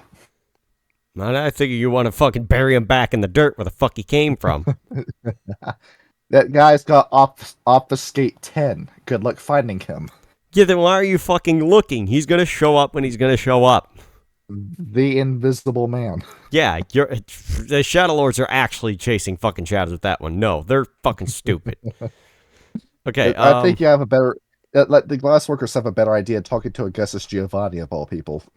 yeah, somehow. I don't know why that is, but it's just better. Okay, so since the Week of Nightmares, it's about 1/3 to 1/2 of the Ravnos anti-tribute that are in Ravnos-only packs, with some of them sprinkled amongst the Sabbat. The odd thing is that the Kindred and the Sabbat pack can get away with near murder among each other. And when the Ravnos went crazy, most of them were, subdued to sleep off the rage or the urge, whatever. In some cases, the blood-crazed Ravnos ended up leading their packs on a wild chase after a few elder Ravnos and basically diablerized them. And the Sabbat probably didn't even fucking notice. The end result was that most of the Ravnos still in the streets are probably Sabbat. Relatively few actually died during the nightmares, but, there aren't a whole lot of them left. Not many elders were part of the Sabbat, but they're hoping that any Ravnos anti-tribute died when they did. That was a very happy 3 days with the Sabbat saying yes, the apocalypse is happening, yes, and then the laser got fired, and then they said, okay, apocalypse over. Okay, but back to what we were doing. That was it. That was the apocalypse. That was just a beam of sunlight. Now they're just anxiously waiting for Kane to launch the Holy War again, but the meta plot, that's not going to happen. To be fair, a beam of sunlight is a vampire's apocalypse. Only if you get stuck in it. If you're just looking at it from far away, you're good. The instant death wave with all the nuclear radiation that would come with it. Radiation, schmadiation, doesn't fucking matter. The Kashmir Mountains are now completely coated in nuclear waste. Nobody can step in it. You just made a hive for the Black Spiral Dancers. Thanks, technocracy. Very cool. Yeah, you fuck up everything. You are the reason why the worm is so powerful. Yeah, maybe if you focused more on, building cool shit instead of, trying to build fucking fronts for the worm, then maybe we wouldn't have this issue. But no, you decide to be shitty. You're going to lose your mind when we do the Void Engineer episode. Yes, I fucking am. Okay, the Anarchs. Believe it or not, the Ravnos actually hold the Anarchs in very high opinion. The Anarchs can be a Ravnos' most valuable acquaintance. Most of them are too young to give a shit about clan or history. And if you spend any time around the Camarilla, usually the Camarilla talk a whole lot of shit about the Anarchs being just a bunch of fucking Hell's Angels losers that just toss Molotov cocktails into the Toreador's Elysium. But the Ravnos mention that the Anarchs are actually a lot smarter than they let on. A significant number of North American Anarchs spend their time usually on the roads, and sometimes the Ravnos accompany them. They like the fact that they move around a lot because they make for very good camouflage. And it's also... And keep them alive. Yes. It's very easy for a prince to blame his problems on the Anarchs while the Ravnos slips away unnoticed. And the princes likewise have significant patience in dealing with... the Anarchs have sufficient patience at dealing with princely outrage. Some of the Anarchs, however, have more political goals. Don't get involved in those. There's no point joining a fight you don't believe in. Don't get into the kind of trouble they stir up. And never, ever... ever throw in with the Unbound unless you want a sheriff's fangs at your throat one night. Don't do that. Yep. And we can technically bring up the Brujah relationship already because the Brujah are the Anarchs by this point. Yes. I'll bring that up, and then I kind of want to get back to, because there's a subsection on the treatment that I want to get into. So I'll read the Brujah real first. There's not a whole lot about them, but yes. As for the Brujah... Very straightforward with the Brujah. Yes. They largely support the Camarilla because it gives them something to complain about, as per the book. And they are basically about as much a part of the establishment as the Ventru that they're always talking a whole bunch of shit about. The Brujah go on about, fabled glories of their pet cause, which, is complete and utter freedom based. However, it is absolutely that is an absolute necessity to strike down the Ventru with all the fury they can muster. And this is why they're one of the 6 pillars of the Camarilla, right? Yeah, there's also a supplement I'm reading with first edition Mm-hmm. where it says the best way for a Ravnos to get away from an angry Bruja is just either get them to start talking about politics, their latest political obsession, or just throw something shiny at their feet and then quickly get the hell away from them while the Bruja's in the middle of a rant. That's kind of funny. I can just see a fucking Ravnos like sitting in a bar with Ragnar, and Ragnar's going on about about anarchy, and he's like, yeah, excuse me, I'm gonna go get a drink. Just books for the door. He just reaches into his pocket, like grabs a handful of like rolled up dollar bills and throws them at Ragnar and then runs away. Yeah, I kind of wish Sean was in here so he could do that. That would have been really funny. It's just been the Ravner. Yeah, that's real interesting. Here, hold this for me. I'll be right back. And then throws a stolen wallet at him and runs. Why is it all in ones? Okay, the treatment. So the whole reason for the treatment is that if a prince kicks you out of their town, then they have what is called the treatment coming to them. It rarely happens. And most often it's because some elder decided to wreak unholy vengeance on a prince for some minor slight. But if a prince tells you to leave town, then just leave. Hanging around when told to leave is just fucking stupid. The treatment is a real thing. Princes will kill a Ravnos if they have the mildest suspicion that they have it coming to them. As for the methods of survival, Ravnos always tend to stick together when they can. They have a vested interest in keeping their individual freedom. Keep in touch with other Ravnos as much as humanly possible. Let the other Ravnos know where you're going to be. Leave information about where you're going and how long you plan to be there. If you run into or expect trouble, let them know. And it also depends about how they feel about the prince running the city. If you do get run out of town, let the rest of the Ravnos know. If a prince hates Ravnos, just avoid the city entirely. Don't make threats. Not all Ravnos care about the treatment. Most Ravnos prefer to lie low. The major issue is that it's very difficult to get other people together for treatment. However, if you do, then you're going to war. Let's break this down. So, for a war, you need enough people in order to get it in motion. But you can't just book it into somewhere, start beating people up and shooting people. You need to plan this thing out. You can't do mild little pranks. You actually have to decide, how are we going to get back at this fucker for being a dick? You need to prepare, and you need to make sort of like an organized chaos. And you shoot to kill when you go to war with somebody. Basically, the first step is getting as much information as possible. Get a city map, get a newspaper, look for trouble spots, look for places where, there's slums, where there's high crime rates, where there's gang violence, where there's political turbulence. Get in there and start stirring up trouble. The weak spots are where the Kindred have devoted a lot of attention, but it's also where it's the most volatile, which is where you can slip in the powder for the powder keg. Once the treatment is in motion, get the fuck out of Dodge. Do not hang around to watch it go down. If a prince and his lackeys don't, and it's better if you're not there, because then the prince and his lackeys don't know if it's the treatment or if it's just bad luck, and you get away scot-free. That's basically the skinny of it. And sounds like a lot of fun, actually. A really good tactic, to give you ideas as to some of these pranks. You haven't finished watching Coonskin, so I'm going to reference a 48-year-old kind of obscure adult anime movie. There is a scene in it where one of the villains, Madigan, who is this white supremacist cop, is hunting Brother Rabbit down. And he goes into a club that's run by Rabbit. He's looking for him. What he does is that instead of actually sticking with his job, he instead sits down to watch a lap dance. And while he's looking at it, getting interested in the girl, somebody spikes his drink. He doesn't see it. He drinks it, starts tripping. He's dragged into a room where he is forcibly painted black, his entire skin's painted black, just as a mockery of him being a racist. Yep. He's put in an embarrassing costume.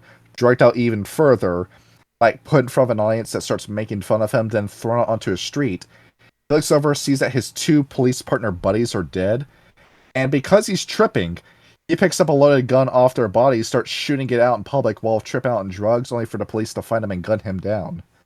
And that's the kind of like crazy ass pranks you're doing with the Ravnos. That is the treatment in a nutshell. Highly recommend watching Coonskin. I mean, if you get the stomach for it, it's a rough movie. Well, not rough. They sound like a pair of parents. You must go where I tell you. If you leave, you must tell me. If you arrive, you must tell me. Sound like a pair of parents. Well, not so much that. It's more like, hey, you need to stick to people that you could trust, and the only people you can trust for certain are other Ravnos. So it's like it's basically letting your buddies it's basically like you let your buddies know you're going to be in town and you need a couch to sleep on for a couple of days. But yes, gotta stay as a band of thieves. Yes, Ralph Bakshi is a genius. Watch Coonskin. Moving on. What's up? Thieves. That's what I'm saying. Thieves. Okay. Moving on to all of the other clans. First, we have the Assamites. Absolute fucking psychopaths. I mean, it is harsh judgment, but they also got hit with a nasty curse 5 centuries ago because they couldn't fucking deserved it. Yeah, they. Yeah, they couldn't behave. As the book says, they couldn't behave in civilized company. They got their weird ass. My skin progressively turns black as I use my discipline Bane. Was replaced by I am addicted to Diablo Rising, other vampires Bane. I kind of like that Bane a little better. Given that puts you in a very tricky position where everybody's freaked the fuck out by you. Yeah, but that's fine. I'm okay with that. They say in first edition, there's only one thing they have in common with the Assamites, is that they both hate the Tremere. Hate the Tremere with all their hearts. Yeah, that's pretty good then. But yeah, so they like to act really, well-cultured and political, but then will stab you as soon as you turn around. Some have overtly rejected their bloodthirsty cousins' nastier habits, but even still, it's important to be careful around them. They are at the front line for Dialorists. If an Assamite is interested in you, you be polite to him and then give him a reason to go fuck with somebody else. Basically, stay the fuck away from the Assamites. To put it into perspective as to how dangerous they are, I was doing the disciplines part of our book today, our 3.5 book, and I did the vampire stat blocks, and I looked at what exactly Dagon's Call did again. So what that does is that it causes your own throat and mouth to fill with your own blood, killing you by drowning. And all the Assamite needs to do is just stick its finger into your throat, give you a tracheotomy, and to just suck up the fountain of blood that will come out from your dead body. And then behold, free food. You just served yourself up to the Assamite. All it took was one blood. It took 1 blood point to cast. It gives them 6 in return. What the? Wow. Okay. That's how fucking strong the Assamites are. I really want to play a full campaign with Luis right now. Okay. You understand why every other clan sweats when they see the Assamites. Yeah, it's like fucking Sylvester and Luis go to New York. Cultures. It was like, hi, Sylvester. Oh dear God, no.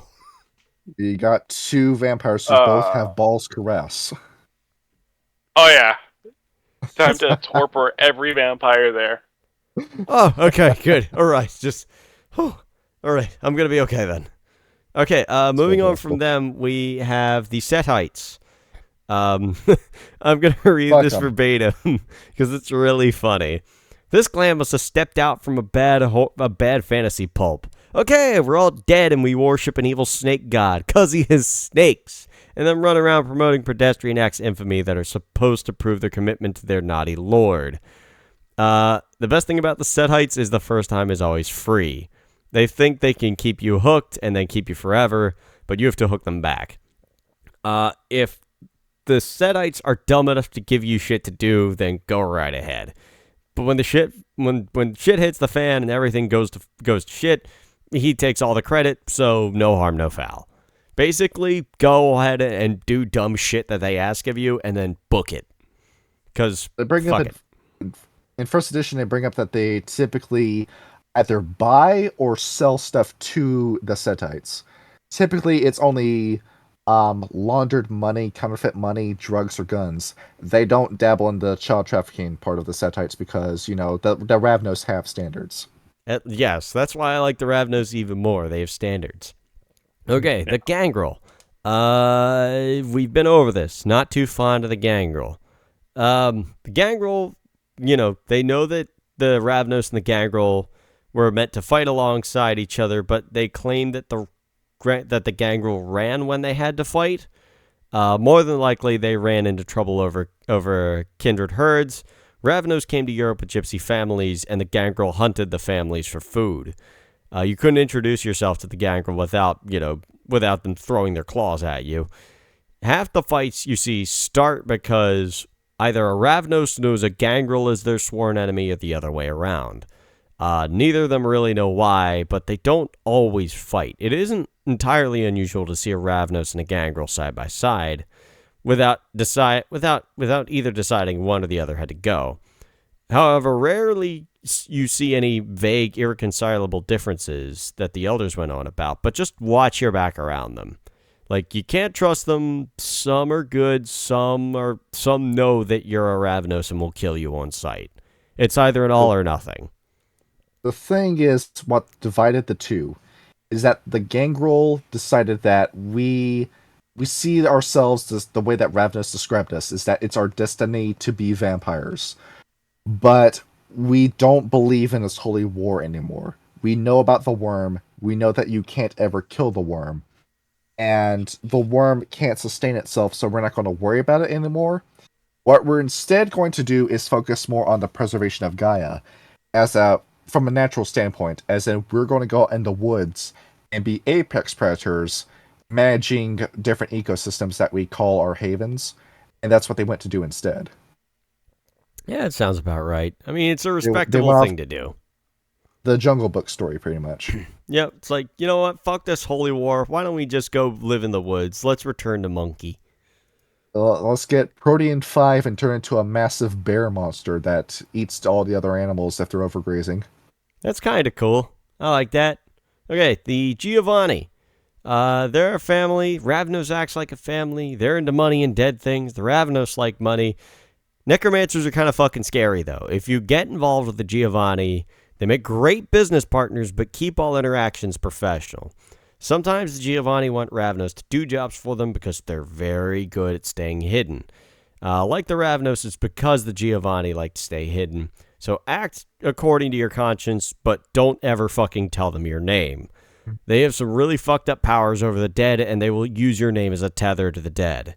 Your real name. Don't ever fucking tell a Giovanni your real fucking name. There's a tidbit in first edition where back when the Giovanni had all their money, the Ravnos said that these guys were perfect targets. They go around, they love designer suits. They own banks, they own hospitals, they own unions. Unions run through the Giovanni. They go around in Maserati red cars, and they all talk about having all this art and these deposit boxes, and they make it so obvious that they're rich that they've painted a massive target on themselves, making them perfect targets for a heist. Yes, they are. So good job, If Giovanni. you need money fast, rob a Giovanni. Yep. But Pretty easy target. You can't do that. You can't do that modern nights anymore. The family's in shambles. Yeah, that's true. That hashtag got Gotti. Yeah. La Sombra. They epitomize the Sabbat's core tenet that only the strong survive and the weak are destroyed. They basically destroyed their eldest just before the Camarilla formed, and they're hardcore enough to try anything get ahead in the La Sombra. And so basically just give the La Sombra the respect they deserve, and their physical powers over shadows is scary as shit. Basically, they're scary. Just give them the respect they deserve. That's it. In first edition, they look at La Sombra as the fallen angels that the tribe has a history, the clan has a history for. that La Sombra used to be these warriors of God and of the church until they eventually got corrupted and forgot why they were fighting in the first place. And they say, God's stolen your reflection. It only makes sense that we steal the rest of the stuff from you.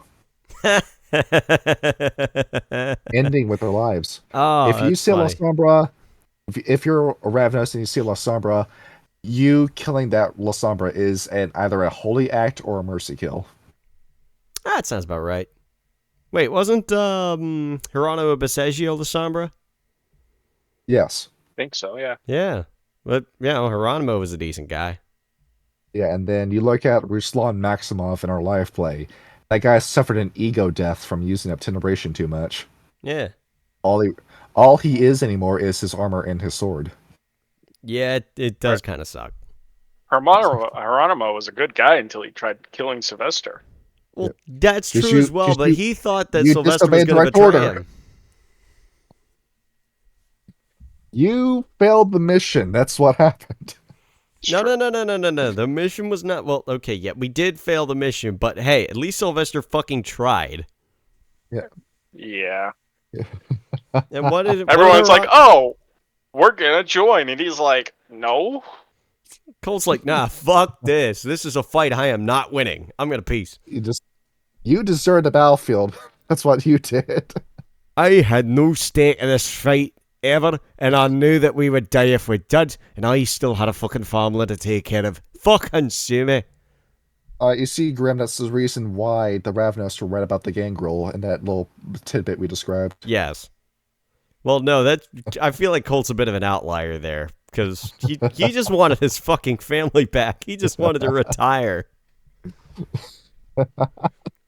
There's not so much to fucking ask. Evidently it does. All right, moving on. Speaking of the Malkavians, they know too Oh, fucking yeah. much. They always get the Ravnos in trouble because they know too fucking much. They're not stupid. They're not clowns, even though they look like it.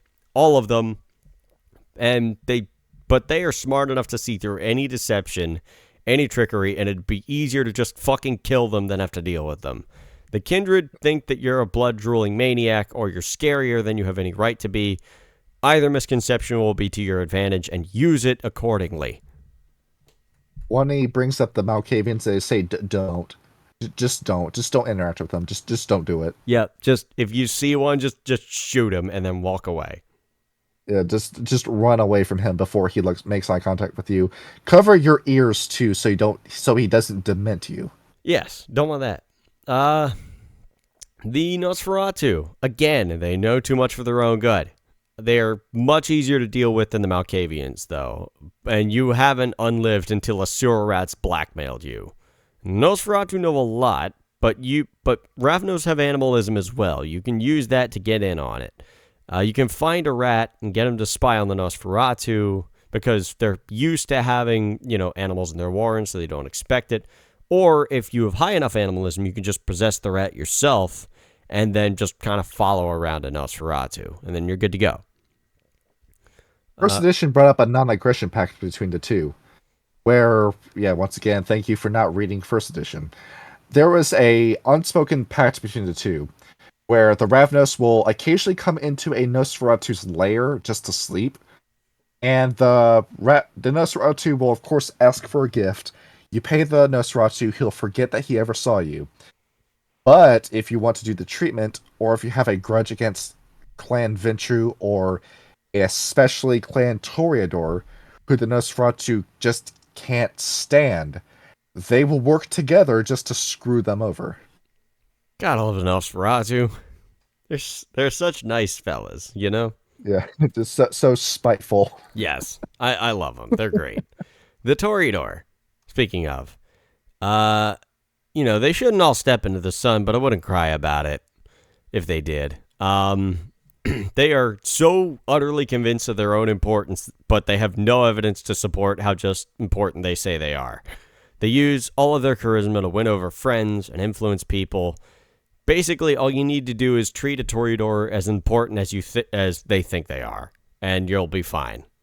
Anything less, it'll throw a temper tantrum and beg a Primogen or a prince to swat at your knuckles. Same. Fuck the Toreador.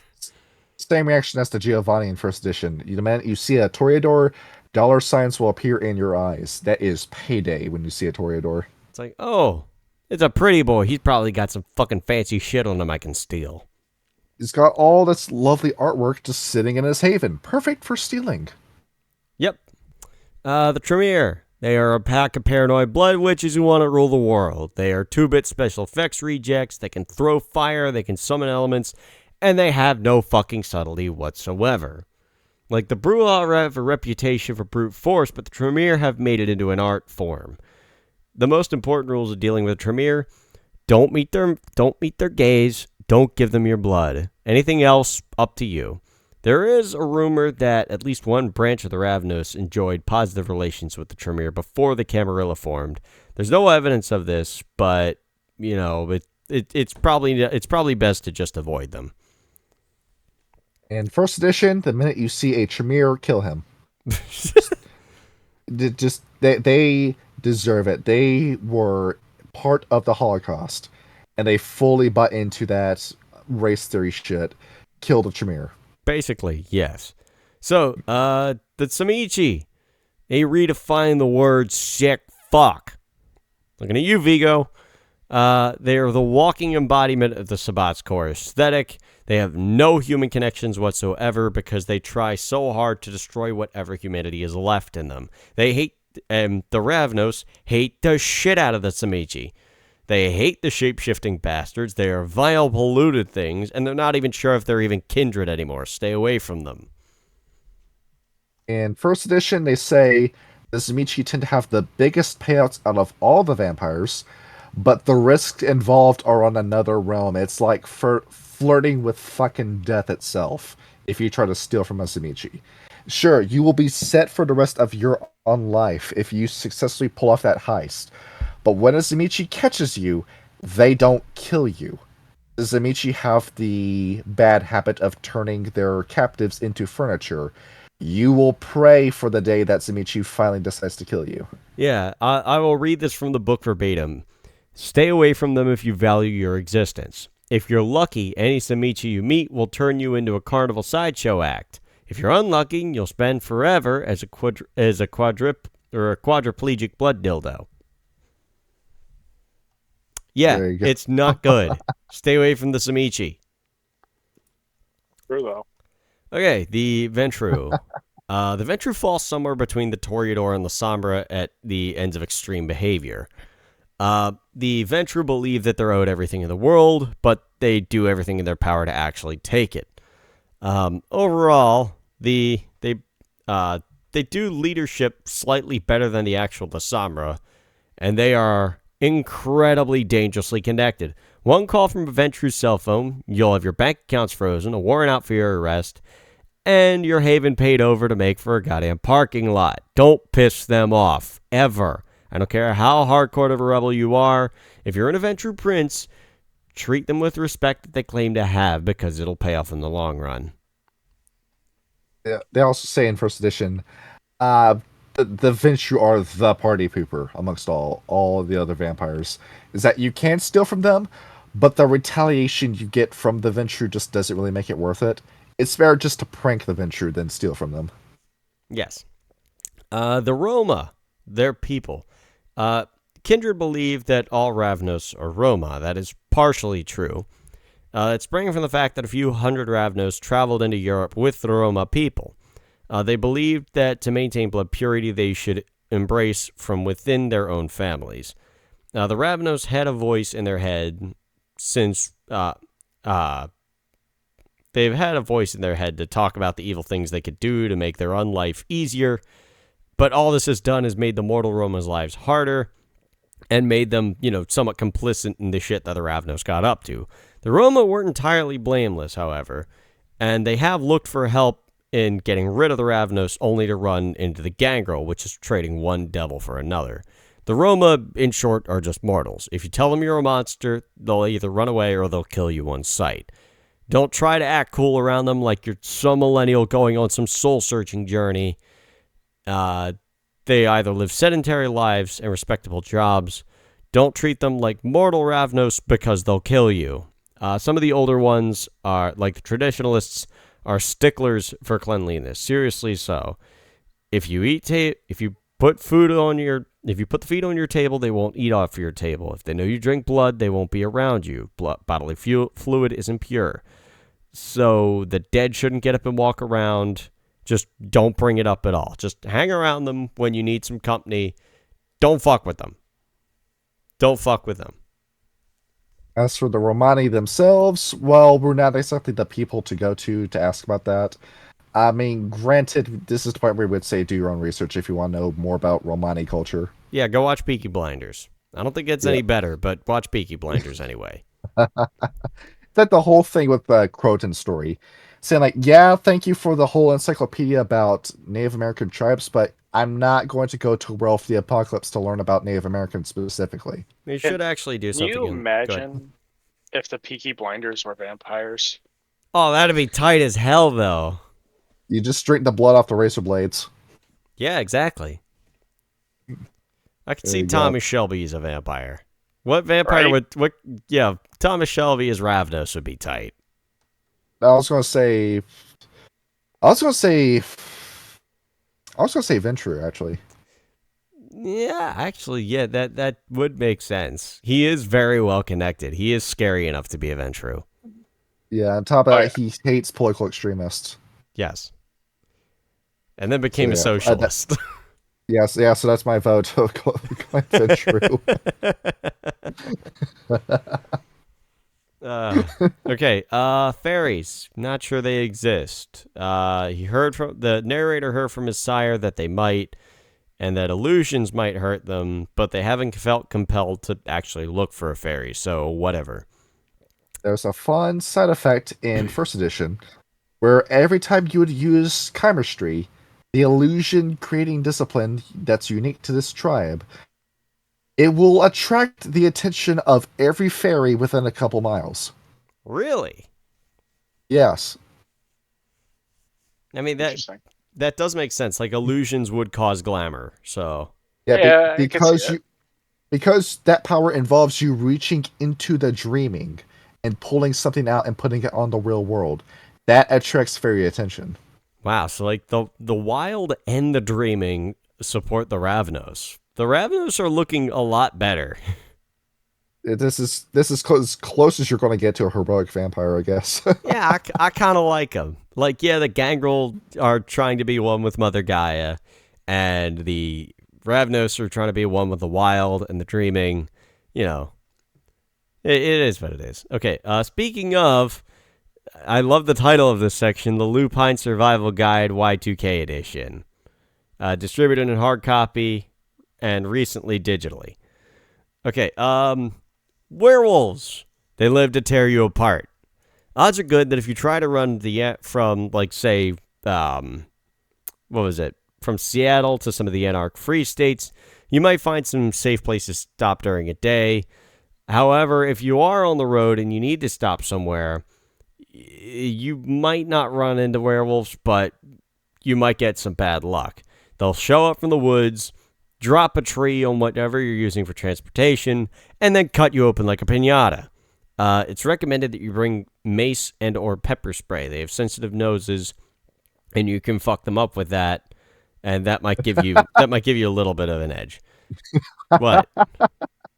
It's just the lamest way to fight a werewolf. It is, but it works. Yeah, it works. If it works, it works. Yeah. Also, If it ain't broke, don't fix it. get a crowbar or something silver. Silver burns lupines like nothing else. Don't kill them. Just get them off of your back before you get on the road again. Pack a few road flares as well. They're not super dangerous, but you can shove it into their face, and that'll piss them off. Also, fire extinguisher. If you squirt the fire extinguisher in their eyes, it will temporarily blind them. Remember, safety first. Travel in a group, especially with other Ravnos if you can. Keep your trips very short. Don't use back roads. Don't stop in small towns. You can use your animalism to call birds in order to scout the route. Drive the speed limit. Because you don't want to be pulled over in the middle of nowhere. Also, little other note. Some Ravnos with more knowledge than good sense spread the word a few years ago that a clan of lupines called the Striders are related to them. don't believe it. I don't know what a strider is, but I've never met a lupine, and I didn't have a good reason to run away from them as quickly as possible. The narrator doesn't seem to believe that, it's true that Ravnos is indeed, or was indeed, strider kinfolk. Well, here's the thing. First edition, they spell it out for you. These two are connected. But the Silent Striders refuse to work with the Ravnos. They have a non-aggression pact. The Ravnos have the Compania, or Compania, where it's all the Romani sitting around the campfire, and they're singing, and they're doing the dance with all the beads. And then a Silent Strider, of course, having roots with the Romani, will sit down with them, and everybody gets quiet. I mean, it's a werewolf. Don't say anything to it. It could piss it off. We don't know. But the Silent Strider will sleep, and then we'll leave the next morning to go off and do whatever Silent Striders do. And they say, just don't ever pull a weapon on them. Never do that. You are asking to get killed if you do that. And if one tries to kill you, you can't win that fight. You just have to try to escape. And something I bring up here. They blame Luna for the reason why the Silent Striders are like this now. Oh, yeah?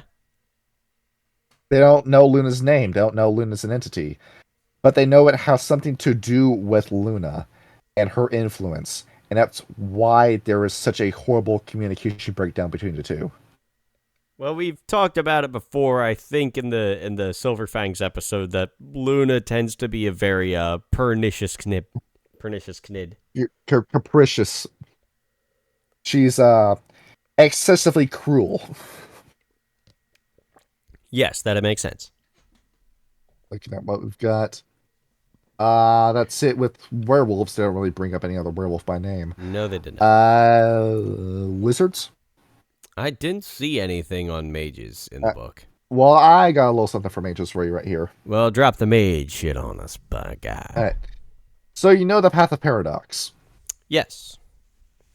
There is the powers you get from that put you in line with the Marauders, who are mages who refuse to sign up with any other convention and just use magic for their own ends. Marauders are pretty much wizard terrorists, in a way. And because of the chaos that both of them cause, if they're in the same room together causing chaos, they will leave each other alone and then cause chaos together, and then once the job is done, quickly get out of there. Yep, just like, okay, chaos, panic, disorder. Homework here's done. Good meeting you. Bye. And that's it. And there was no chance they would ever get along with the Technocracy, especially after what they did. No, the Technocracy is all about order.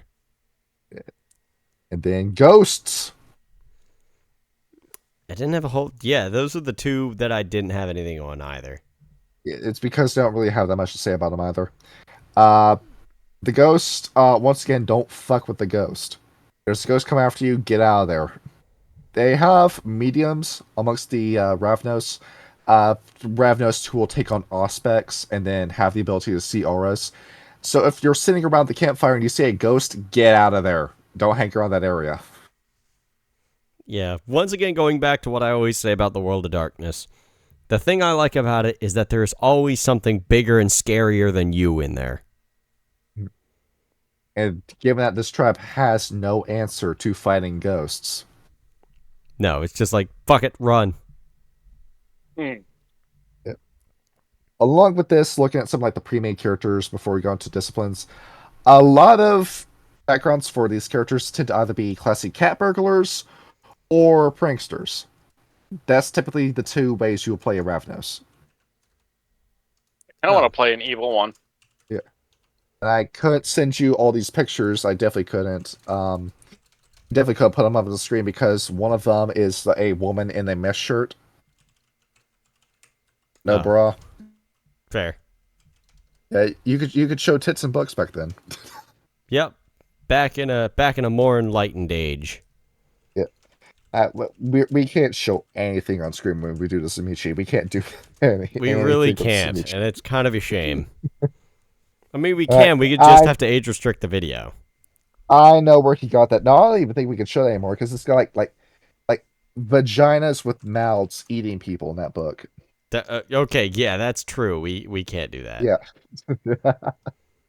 And now we go into disciplines. There is the big one that is exclusive to the Ravnos, chemistry. Yes. There is a metric fuck ton. I've gotten about halfway through. You will find out just how broken this power is, and how few people played the Ravnos. Because I think if this game was playtested and they saw what this did, it would have been a serious buff on the debuff on the Ravnos. Considering that Abso-fucking-lutely. this shit is ridiculous. What you can do with this, you can combine pretty much Dementation, Presence, and Obfuscate in a single discipline. Oh fuck! What? Yeah, this Yeah. is how overpowered this is. Alright, so I got as far as Far Fatus as writing. Pause the music. Right. Let's go into this. This is ridiculous. Alright, so you got the 5 basic. You've got your, your 5 pips. You got your Ignis Fatus, your Fata Morgana, Apparition, Permanency, and Horde Reality. So Ignis Fatus, for Patus, I don't know how to say it. Essentially, you spend a willpower to do like a better prestidigitation. So like Exactly. you can like create smells. Let me go up so I can read what the examples that they give. You make a sound of shattering glasses, the appearance of a stigmata, a sulfurous stench. Though that they are illusions, they cannot be felt because they lack matter. Which is then immediately fixed by the next discipline. Yeah. So essentially, you would spend a willpower and a blood point to. No, sorry, just a willpower point to cast this. Fata Morgana, you spend a willpower point and a blood point to create a minor illusion. So once again, there's no solid presence. It's just all there. It's an illusion. So the vampire can make a filthy cellar appear as a ballroom, but they can't add in like a chandelier. Keep this in mind.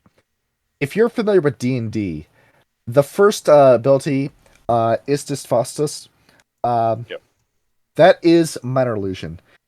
With 2 points in this, you essentially have the D&D third level spell Major Illusion with this Yeah. ability. Yeah, exactly. I already read that. They remain for Fata Morgana, unlike Ignis Fatus, Fatus. Latin. Yes, the image remains until it's dispelled. Mm-hmm. Wow, that's a long time. I guess they both do that. Never mind. Oh, it can get even longer. So, behold, you can completely reshape the interior of a building with this ability. Yeah. Have either of you seen Oculus? Oh, the movie with Karen Gillan? I have Yeah, not with seen the that. magic mirror. Yeah, I have. Those kind of illusions. You see, like, just how with this power alone, you could completely fuck somebody up with this. Yeah, it seems very like an easy way to lure somebody into a trap. Like I'm You want to imagining. assassinate? What's up? You want to assassinate somebody? That box of light bulbs over there, make them look like apples with this ability. Yeah, I was thinking it's like, oh, you send like some fancy letter to like a Tremere or somebody. It's like, hello, come to this opulent ball so we can have a wonderful gay old time. And then he shows up and it's like some downstairs apartment and it turns out to be a beautiful ballroom. And then you go on over, you start like talking him up, you steal all of his shit, and then you stab him in the back when he sits down for dinner. Or you tie him up and you start filming a snuff film. Leave the Setite to do that.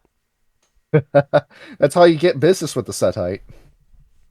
He's like, So- yeah, here's one vampire. Good luck. You can make multiple movies with that guy because he grows back when you give him blood. Yeah, see, there you go. Yeah, there you go. Infinite money with the Setite. Absolutely.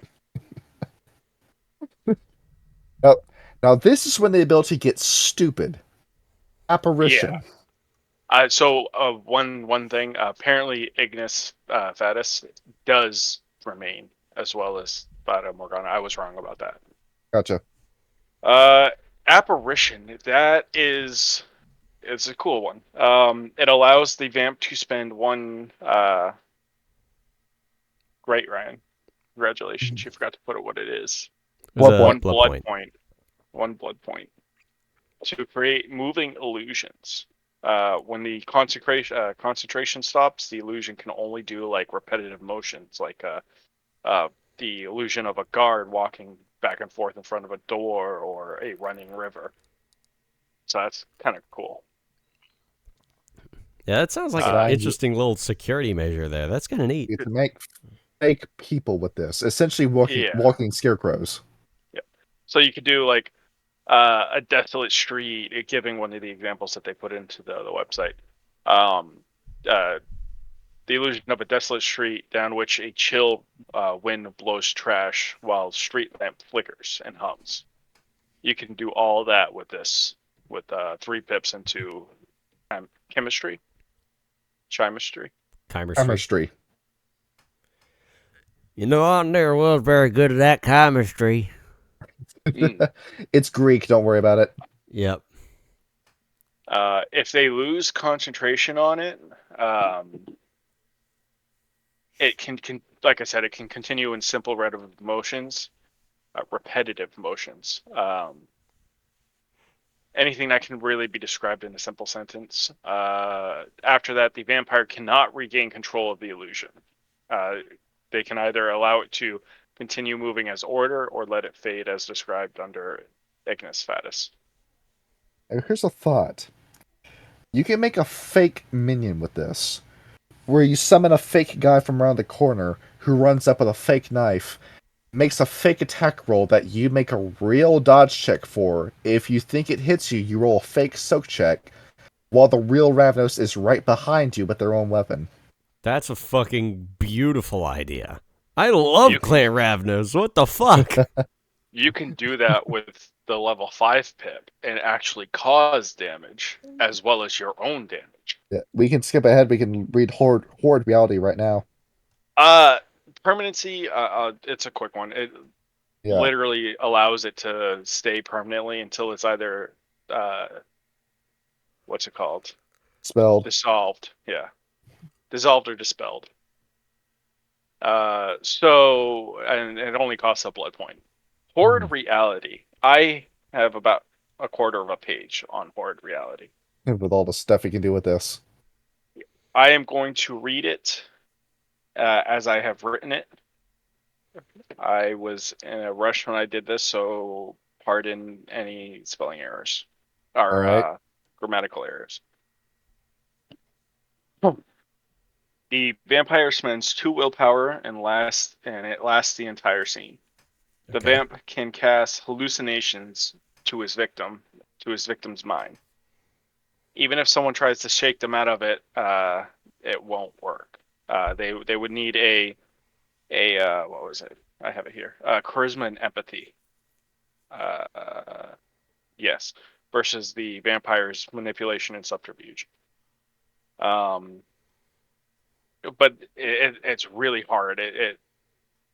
The person is set in his idea that this is happening. So if you've got if the vamp sends the hallucination to a person that his wife and child are getting mauled by our werewolf, that person's going to be like, this is happening, and his buddy's like, no, it's an illusion, see? And it's very difficult to snap out of this. That's Um, fucking terrifying. Wow. yeah. So this power cannot kill. That's the one thing. If they do get killed, they either go unconscious or enter torpor. Let's see. To make the hallucination do damage, the vamp needs to make a manipulation and subterfuge versus the perception and self-control / instinct of the target. Each success deals 1 point of lethal damage, and it cannot be soaked. Wow, that's fucked up. I love that. If you use, say, fire against another vampire, the storyteller could still ask for frenzy rolls as well. So be careful with that. And for the level 6 abilities, let's read all these. Then let's read one level 7, one level 8, and I think there is level 9. Yeah, there's one level 9. There's just a little bit more. So if someone does manage to knock someone out of this, they heal all the damage that is done. If the vamp isn't convinced in 24 hours that the illusion is fake, the damage cannot be healed, or it can only be healed with the normal things like blood for vampires or time for mortal. So your mind makes it real. Exactly. Quite literally in your mind fuzz. And you said one level 6, one level 7, and the level 9? Well, actually, we got 1, 2, 3, 4, 5 level 6s. Let's pick, let's do the one you have right now, False Resonance. False Resonance. Did I do that one? You know what? I missed that one. I went straight to Fattest Mastery. All right, let's do it. All right. So Fattest Mastery is essentially, it negates the use of willpower or blood points for the first 3 levels. So Apparition, if Fata Morgana and Ignis Fatus, you can do that at all point, at any time. Oh, that's fantastic. The concentration, you don't need that much, and you're not really tired when you do it. So it just negates all of that. And they can also maintain the illusion for a distance equal to your will point rating in miles. Behold, Mirage Arcane from D&D. Yeah, you can just constantly cast illusions no matter where you're going. Shared. Oh, go ahead. Here's what False Resonance does very quickly.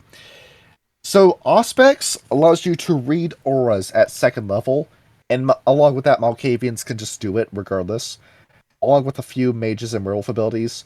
This can either completely erase your aura, or disguise it to look like something else. It's like that one general did in the story you were telling. Yeah, and the funny thing with the aura, diabolizing a vampire causes your aura to turn black. You can hide that with this ability. Ooh. So you can basically hide your serial diabolist flaw. Yeah, eat away. Yeah. There's one more I want to go over for level 6. It's just a real quick one. It's called Shared Nightmare. Yes. It's essentially horrid reality, which targets a single person, but it allows horrid reality to affect other people, a crowd of people. And I thought that was pretty cool. That's fucking awesome. There's also a game ability in here specifically for cheating at cards called Royal Flush. Yep. Where you get to disguise objects to look like other objects. And then, if one person believes in the hallucination, everybody believes in it. That's fucking great. So behold, yes, I do indeed have 4 kings and a joker in my hand. How did the Joker get in the deck? I don't know. No, who put the Joker in the deck? Who put my cat on the Z-axis? Now, you did Blade of Demons, right? Oh, yes, I did. I love Blade of Demons. Read what this does. It creates an illusionary blade. You spend 1 willpower and 1 blood point per dice of damage die. Per damage die. God damn it, Ryan. So there's a thing in here that so it says once a blade is created. No, not that one. Also, the created blade can inflict no more than 1 die of damage than a normal blade of that type. So a knife cannot inflict more than strength +2. I didn't understand what that was because I don't know that much about the weapons and vampire and werewolf. Knife is +2, sword is +3, great sword is +4, holy swords and claves are +5 and 6. Okay, so to use a knife, to wield an illusionary knife, you would need a willpower point and a. That's another thing I don't understand. Is it 1 willpower point and 1 blood point per the Yes. damage? Yes. Yeah, but yeah, both. Yeah. So you would need 2 Blood points. 2 willpower and blood points for a dagger. But that doesn't. That does include your strength as well, if I remember correctly. That's a lot of blood points you need for that, though. But I imagine if you have a level 7 chemistry, you have a lot of blood points. Exactly. I would hope so. You have 60 blood points by this point. Yeah. And this is 2E, so you actually have a lot of blood points. Yes. The blade lasts for a scene and inflicts aggravated damage. If it's knocked from the vampire's hand, they must spend a blood point to prevent the illusion from dissipating. Once you've expended the blood point, the expenditure of blood will cause the blade to reform in the hand. And if the blade fades, the illusion fades, the damage is still there. That's fucking tight. So yeah. Summon your own holy sword. Screams Sylvester. Yes. Now you ready for the broken ability? Yes. Let's do it. This is what Ravnos was using during his fight with the Kuei Jin. Synthesia. I think I'm saying it right. It's Synthesia, yeah. Synesthesia. Oh, right. A candidate who masters this power can shuffle other senses in order to suit his preferences. He can select one target and inflict a serious, disorienting, all-encompassing case of synthesia upon her, making it impossible for her to interact meaningfully with the real world. The vampire has complete control over how the target's senses work and can manipulate them suit. The system is when used against a single victim, the player must spend 1 willpower point and roll manipulation plus intimidation. For use against crowds, the difficulty is 7. Against a single target, it's that victim's willpower points. I'm assuming it's going to be temporary willpower. And the power affects everyone within the line of the vampire's sight, and subtracts 1 point for the perception of that crowd's roll per roll. Victims whose perception has reached 0 can only sit down and wait for disorientation to end. During with the duration of a single victim below, there's your table. 1 success, 1 week. yeah. Oh, and against fucking the power, week? Against the crowd, it only lasts until sunrise, but 1 success, 1 week. 2 successes, 1 month. 3 successes, 6 months. 4 successes, 1 year. 5 successes, permanent. You can permanently alter a group of people's reality. None of those Kuei Jin. No. Oh, no, against one person. Against one person, yes. The crowd but will at the same last time, sunrise. How much time did Ravnos have during that fight? It was 3 consecutive days. Yeah. Behold, none of those Kuei Jin and technocrats who fought Ravnos walked away from that fight. Jesus. Yeah, vampires get scary. And now for the god power. We don't know what a 10th level version of this would look like, but we have an idea with this. Broken. Maya Parasatya. The expression of chemistry allows the Kenite to directly alter or create real objects. Your illusions have gotten so good that this stuff is now real. Every power we said before, That's not a permanent object that stays there forever. Okay, I don't think we need to go. You can just I don't think we break the need to go into fucking system with laws this of one. matter. I don't think we need to go into detail with this one because I think that spells out exactly what this does. I don't know. 10 blood points is really steep, though. So the thing is, with Malkav, how does this differentiate from his dementation? From his dementation, he can you can quite literally delete someone off the face of the earth if you get enough successes.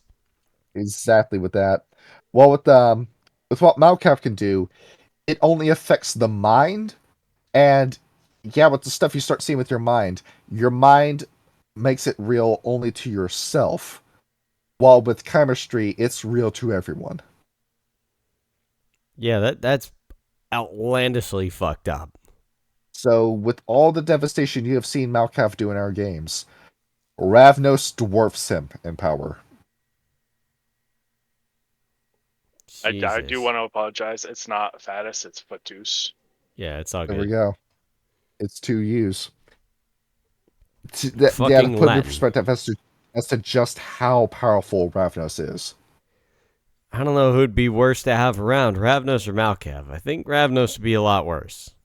Ravnos, he's against demons and he's against the worm, unquestionably.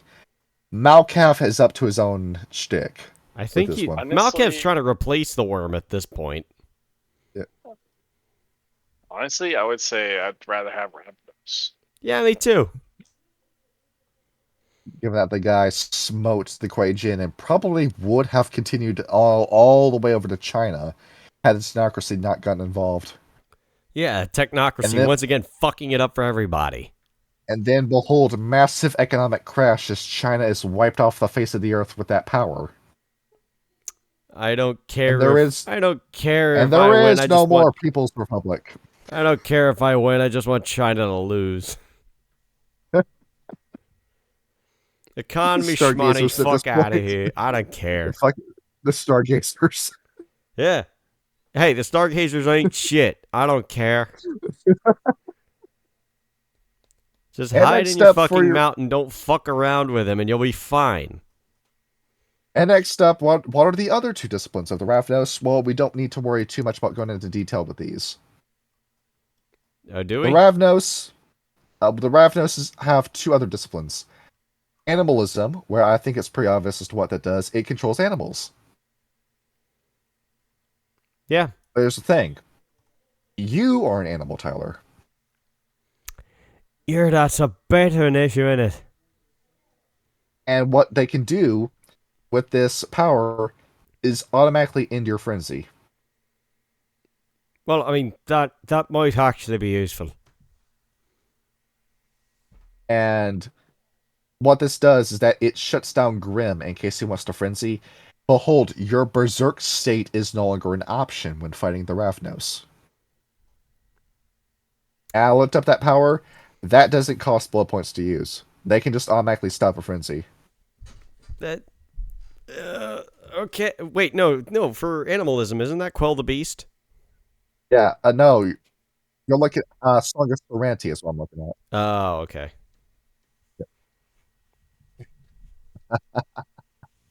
You can just pop that out whenever. Yeah, where's that at? Which one?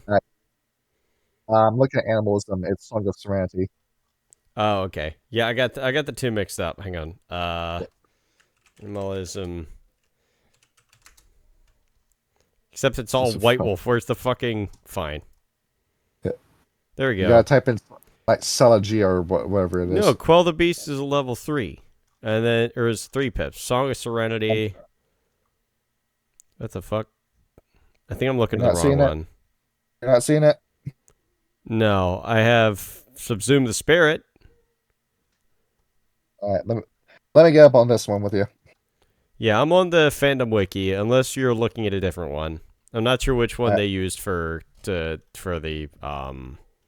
apparently I'm seeing what it is now. It's an ability that goes by 2 different names. Oh, okay, that's why. It's like some of the disciplines.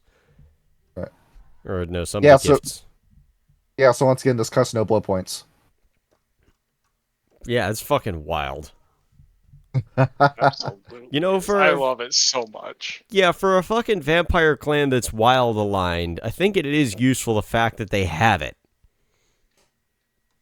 And do you want to know one more other power they have? The other really useful power I for imagine. holy warriors to have? What would that be? Fortitude.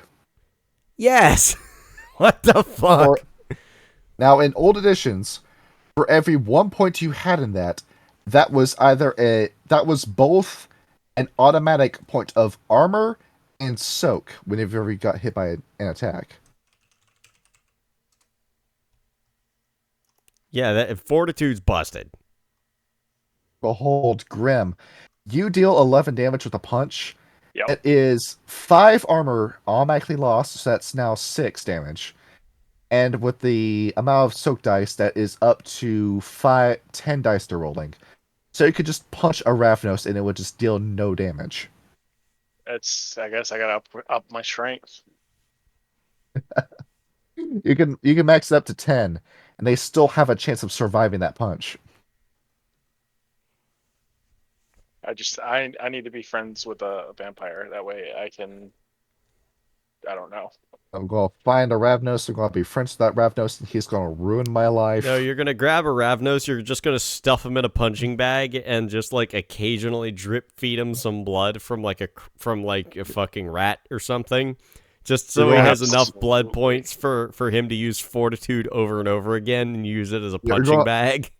You're going to use him as a Absolutely. shield. You're going to attach him to your arm and then use him as a shield. We're going to throttle him by his throat and say, "Spit blood in my mouth."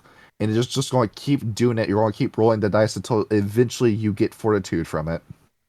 I'm gonna use him as a battering ram.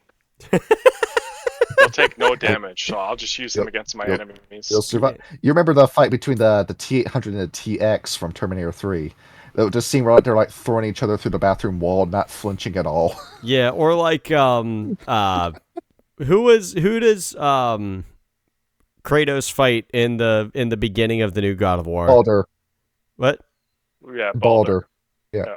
Yeah, it's when, Kratos is fighting Balder and he's just, beating a shit at him and he just keeps getting back up. Yeah. It reminds me of a chicken comic. I gotta find it.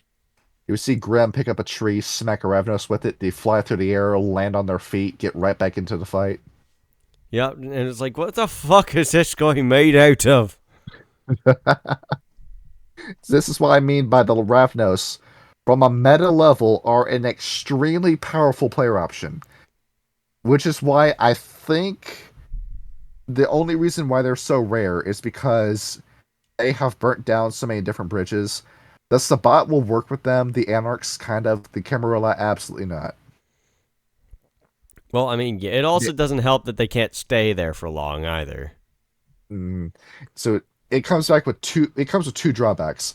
But if you have a player that's playing as the Ravnos, behold, unlimited power, and if that's a Dark Ages game, when their flaw frankly did not matter, that is now the strongest player option you can take. Unlimited power.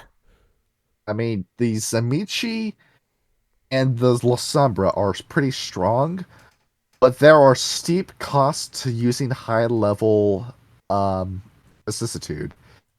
And you can only do so much with Obtenebration. Obtenebration, I still say, is the best discipline in the game, but it has a very distinct weakness, where you can't use it in a brightly lit room. This has no drawbacks, chemistry. Yeah, you just use it and you're good.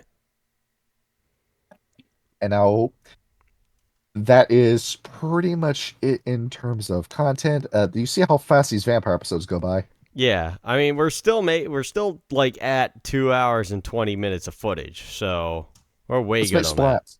Yes, splats time. Splat mixing. Like we said last time with our Get Fenris episode, pair these guys up against the Get Fenris. Two holy warriors, the fucking Ravnos for the wild, and the fucking Get Ephemeris for Mother Gaia. A battle for the ages. Finally, a worthy opponent. Our battle shall be legendary. Here is what our story will be. Tyler, we will send Grim to India. Bring back curry. And scotch. They make really good scotch.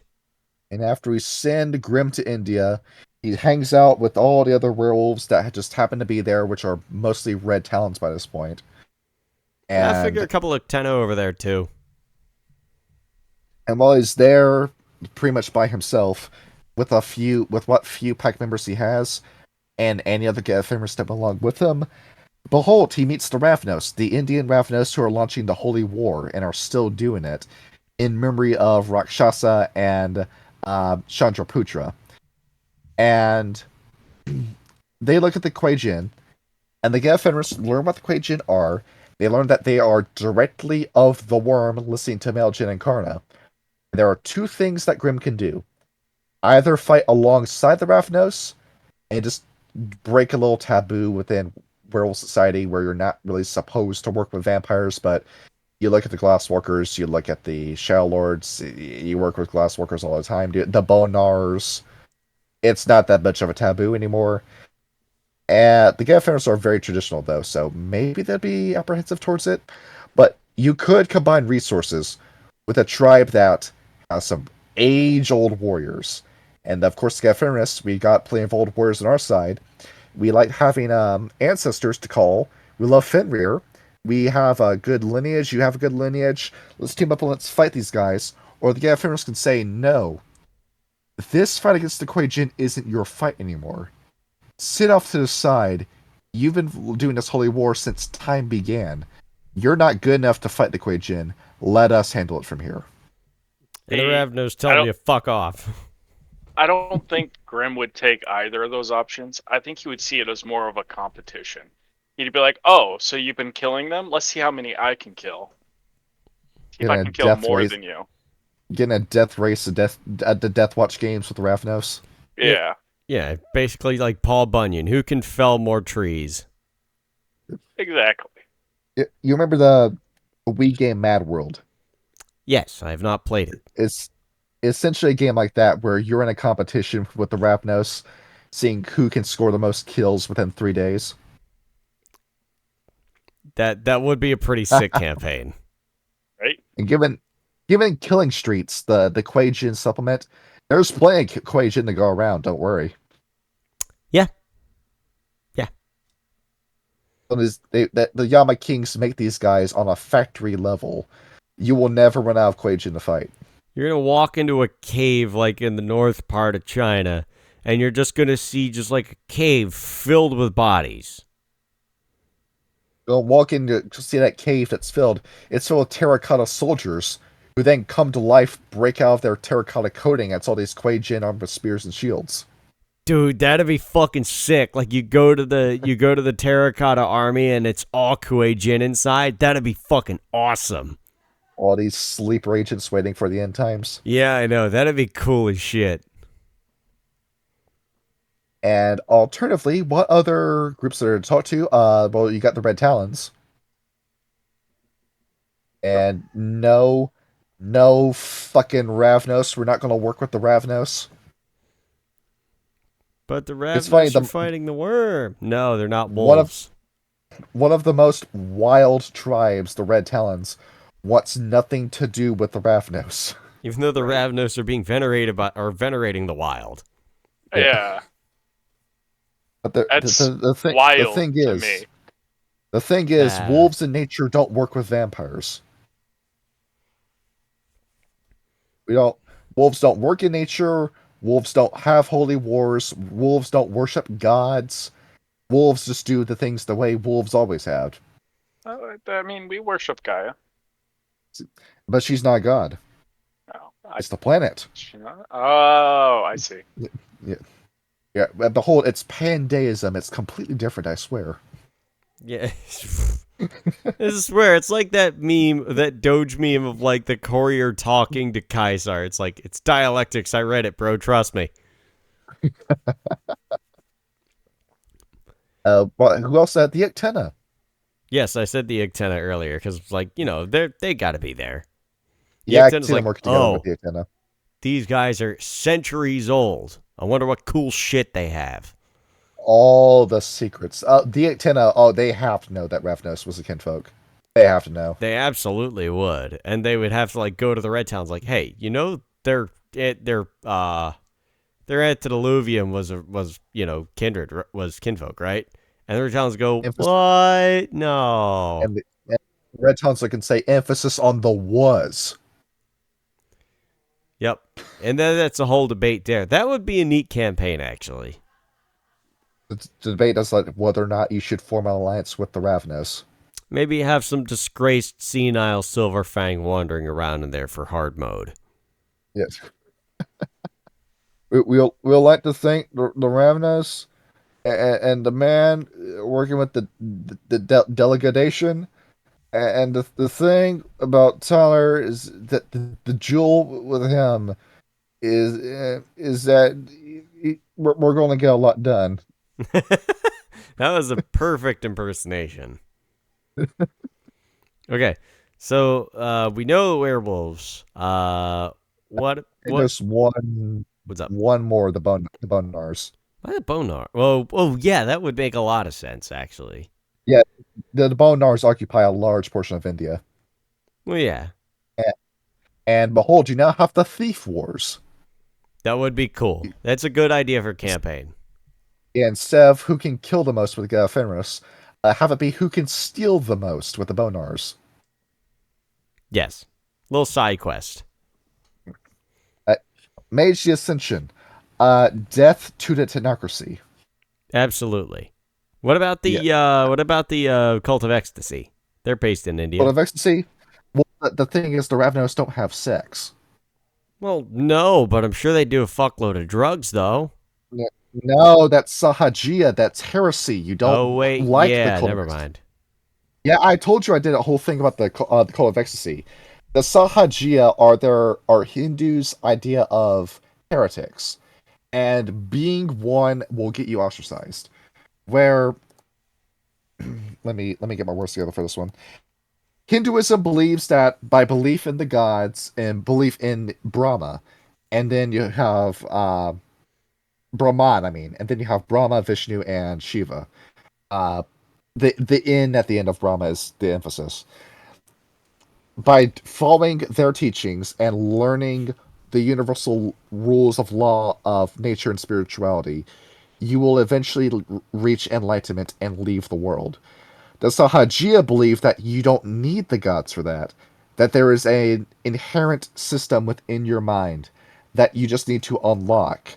And by doing meditation and following their teachings, the way they explain how your own brain is supposed to work, they can show you how to reach enlightenment by yourself. And that is a deeply heretical idea in Hinduism. Right, so it's kind of Hinduism versus Buddhism thing, I guess. And given that these guys were steeped in Buddhism and formed the path of paradox off of Hinduism, there was no way they would ever work with the Cult of Ecstasy. Gotcha. In fact, I think they would probably kill an ecstatic if they found out one existed. More than likely. Yeah. Looking at the other ones, the Akashics. I could see them working with the Akashics. Remind me what the Akashics do. The Akashics and the Euthantos. Because the Akashics hate the Kuei Jin just as much as the Ravnos do. But the Euthantos and the Akashics both believe in Shiva. The Akashics call him by another name. And you have the Ravnos, who, with their holy war, they like Lord Shiva. They would definitely team up with these guys in order to bury as many Kuei Jin as possible. It's just everybody railed against the Tamil Kings at this point. On top of that, you could have a lot of religious discussion with them too, because it feels like Mage the Ascension, if you're playing a tradition game, you're pretty much having a sermon with you as the preacher if you're the storyteller, and then your congregation is your players. And behold, you can now do religious teachings on Hinduism with the Akashics and the Euthantos. That is kind of neat, though. I can talk your ears off about all the stuff I've been reading about with Hinduism. Are you going to convert? No, Okay. I already did that. Already looked into Hinduism the one time, and nah, I ain't doing that. Judaism. Yeah, hell yeah. Yeah, even though I'm going to a Catholic church, there's no fucking mosque around me. No, not mosque. Synagogue around me that I can go to reliably. Yeah, I didn't imagine there would be a whole lot of them in the South. Celestial Chorus. Well, they met Cain. Draw the line. Yep, there you go. You're good to go. Dream speakers. I can see them working with the dream speakers, even though the Ravnos don't really care that much about spirits. But dream speakers have gone through a lot of shit. They also would be like a middleman between them and the Sun Striders. Yeah, So that'd be pretty behold, good. make an ally with the dream speakers. It's like, hey, Order. you good. Well, you continue with your story. I just think it'd be cool. That's part of the campaign. It's like, oh, hey, Dream Speaker. There's these wolves called the Striders that are, that kind of they're keeping an eye on us. Do you mind like talking to them, telling them to chill a little bit? And then you have to like have like a cool, political diplomatic thriller there. Dream speakers are way more versatile than a lot of people give them credit for. Yes. The Order of Hermes, absolutely, you would work with the Hermetics. You're both in a war against the worm. The Order of Hermes are trying to ascend through replicating God's power, through drawing magic circles with shapes inside of them, while the Ravnos are out there on the front lines. Behold, call a Hermetic, and watch as you have the magical bombardment, as the Hermetic just flies over the Kuei-jin and then just drops firebombs into the base. Yeah, it's basically they'd call in the Hermetics as close air support. Sons of Ether and Virtual Adepts. Well, thank you for the free stuff, you schmuck. You're just paying a big target on yourself to be robbed by the Ravnos. Yep. And the Verbena, hell fucking no would they work with the Verbena. No, absolutely not. Yeah, Probably especially just after like white supremacy is a tenet of the Verbena. There is no chance they would work with them. No. Marauders. Yes, they do work with Marauders. Hollow ones. Maybe. I think they're like just clown on the Hollow one more than work with them. Probably. Nafandi, absolutely not. No. Definitely not. That's satanic mages. Let's have our holy warriors of the wild and of God team up with the Nafandi. I have no idea how the fuck that'll work. Like what? It wouldn't. No, it wouldn't.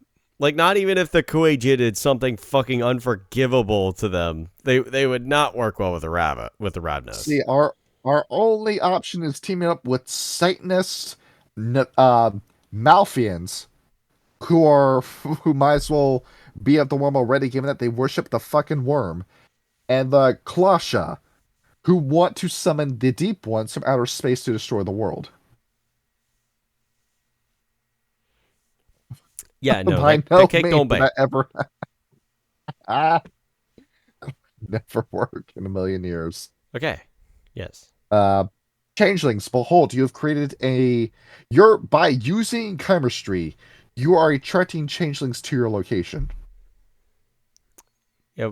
What was the I forget the ones who are about telling stories. What were they called? Issue. Yeah. What?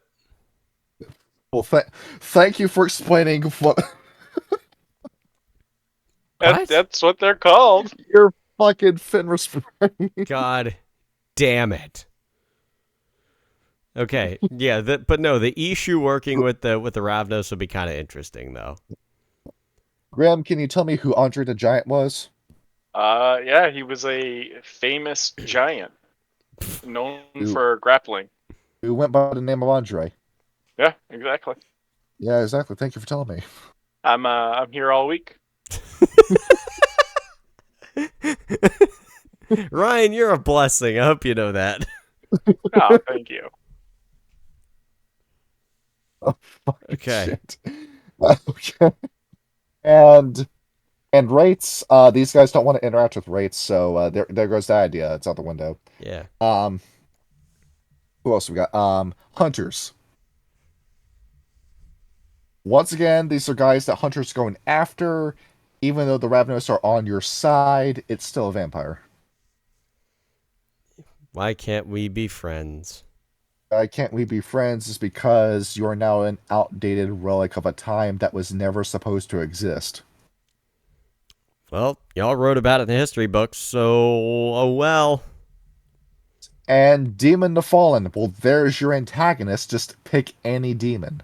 Yeah, and you're good to go. Behold that the epics of Indian mythology have guys fighting demons, demonic armies. Behold, as your Demon the Fallen game, the Ravnos are your enemy, or your vampire game, the demons are your enemy. Yeah. Either way, you're in for a good fight. I'm thinking the Ravagers. Oh yeah, the Ravagers. Yeah, definitely the Ravagers would be an enemy. The Faustians, yeah, given what they did with Ravana, they just ruined Ravana's life. And the Luciferians, I don't think the Ravnos would be okay with Lucifer's ultimate goal. The Cryptics, I don't think the Cryptics would try to interact with the Ravnos, but if they did get Ravnos' attention, the Ravnos would come after them. And the Redeemers, well, once again, the Redeemers want to be everybody's friend, so I can see the Redeemers working with them. Yeah. They would try at least. And that is your Clan Ravnos. Yeah. They're cool. Play Ravnos. Play Ravnos. And now the next time we play Vampire, you're both going to play for Ravnos. You're goddamn right we are. Me and Grim are going to be best fucking friends. We're going to have to explain to Meepy that he's never going to get his Camarilla only game. Well, no, we still could do, like, they'll hang around, you know. Just gotta not get pissed off. Just gotta go behind the prince's back and work with my two Ravnos friends that I can't let anybody know are Ravnos. Just don't let snitch. them don't let them show us any holy weapons. Don't interact with any Malkavian or Toreador. Be Sly Cooper as a fucking Ravnos. That'd be tight as shit. What do you mean? We can just interrupt reality and change our looks. Yeah. See, it's like, yeah, I'm not a handsome guy. Look, check me out. Look, I'm all fancy like you. Come on. I don't know what interrupt reality does. I don't know. Suspension of disbelief. That's what it was. That's the one. It interrupts reality. It suspends disbelief. Yeah. I don't know. It's like either way, I am all about the Ravnos now. Like here I was thinking, no, maybe I should try a Toreador, and also I was having fun playing an Assamite. No, Ravnos is where the fuck it's at, my guy. I'm glad that every time we do an episode like this, you find something interesting to learn. Interesting you want to do. That's part of the reason that I'm here. Is like I want ideas. And Brian his brain is getting bigger by the minute. Yes. Yeah. And if I forget anything, I can just go through these handy dandy videos. That's part of the reason we make them. We still don't have the ability to make chapters in our video yet. The minute we get that ability, I'm going through all these and doing it. Hell yeah. How long until we get that? I don't know. I think I have to reach like a total number of watch time in order to do that. I don't know. I'll dig through the settings, see if we can do anything about it. But either way, I think yeah. So I was told we could do community posts, but then again, I haven't seen any of our posts come up. Oh. I suppose we'll figure it out. Yeah. Anyway. And one other thing, if you've made it to the end of this video, if you are listening to this video after December 1st, 2023, just disregard this message. Christmas special. We have auditions open. Yes. I sadly will not be attending because I'm probably going to be practicing the shit. I'm going to be playing a show on the 18th. My band and I are finally starting to do local shows. You going to live stream it? I don't think I can just yet, but we will try to record it. Let's sneak a man into into it.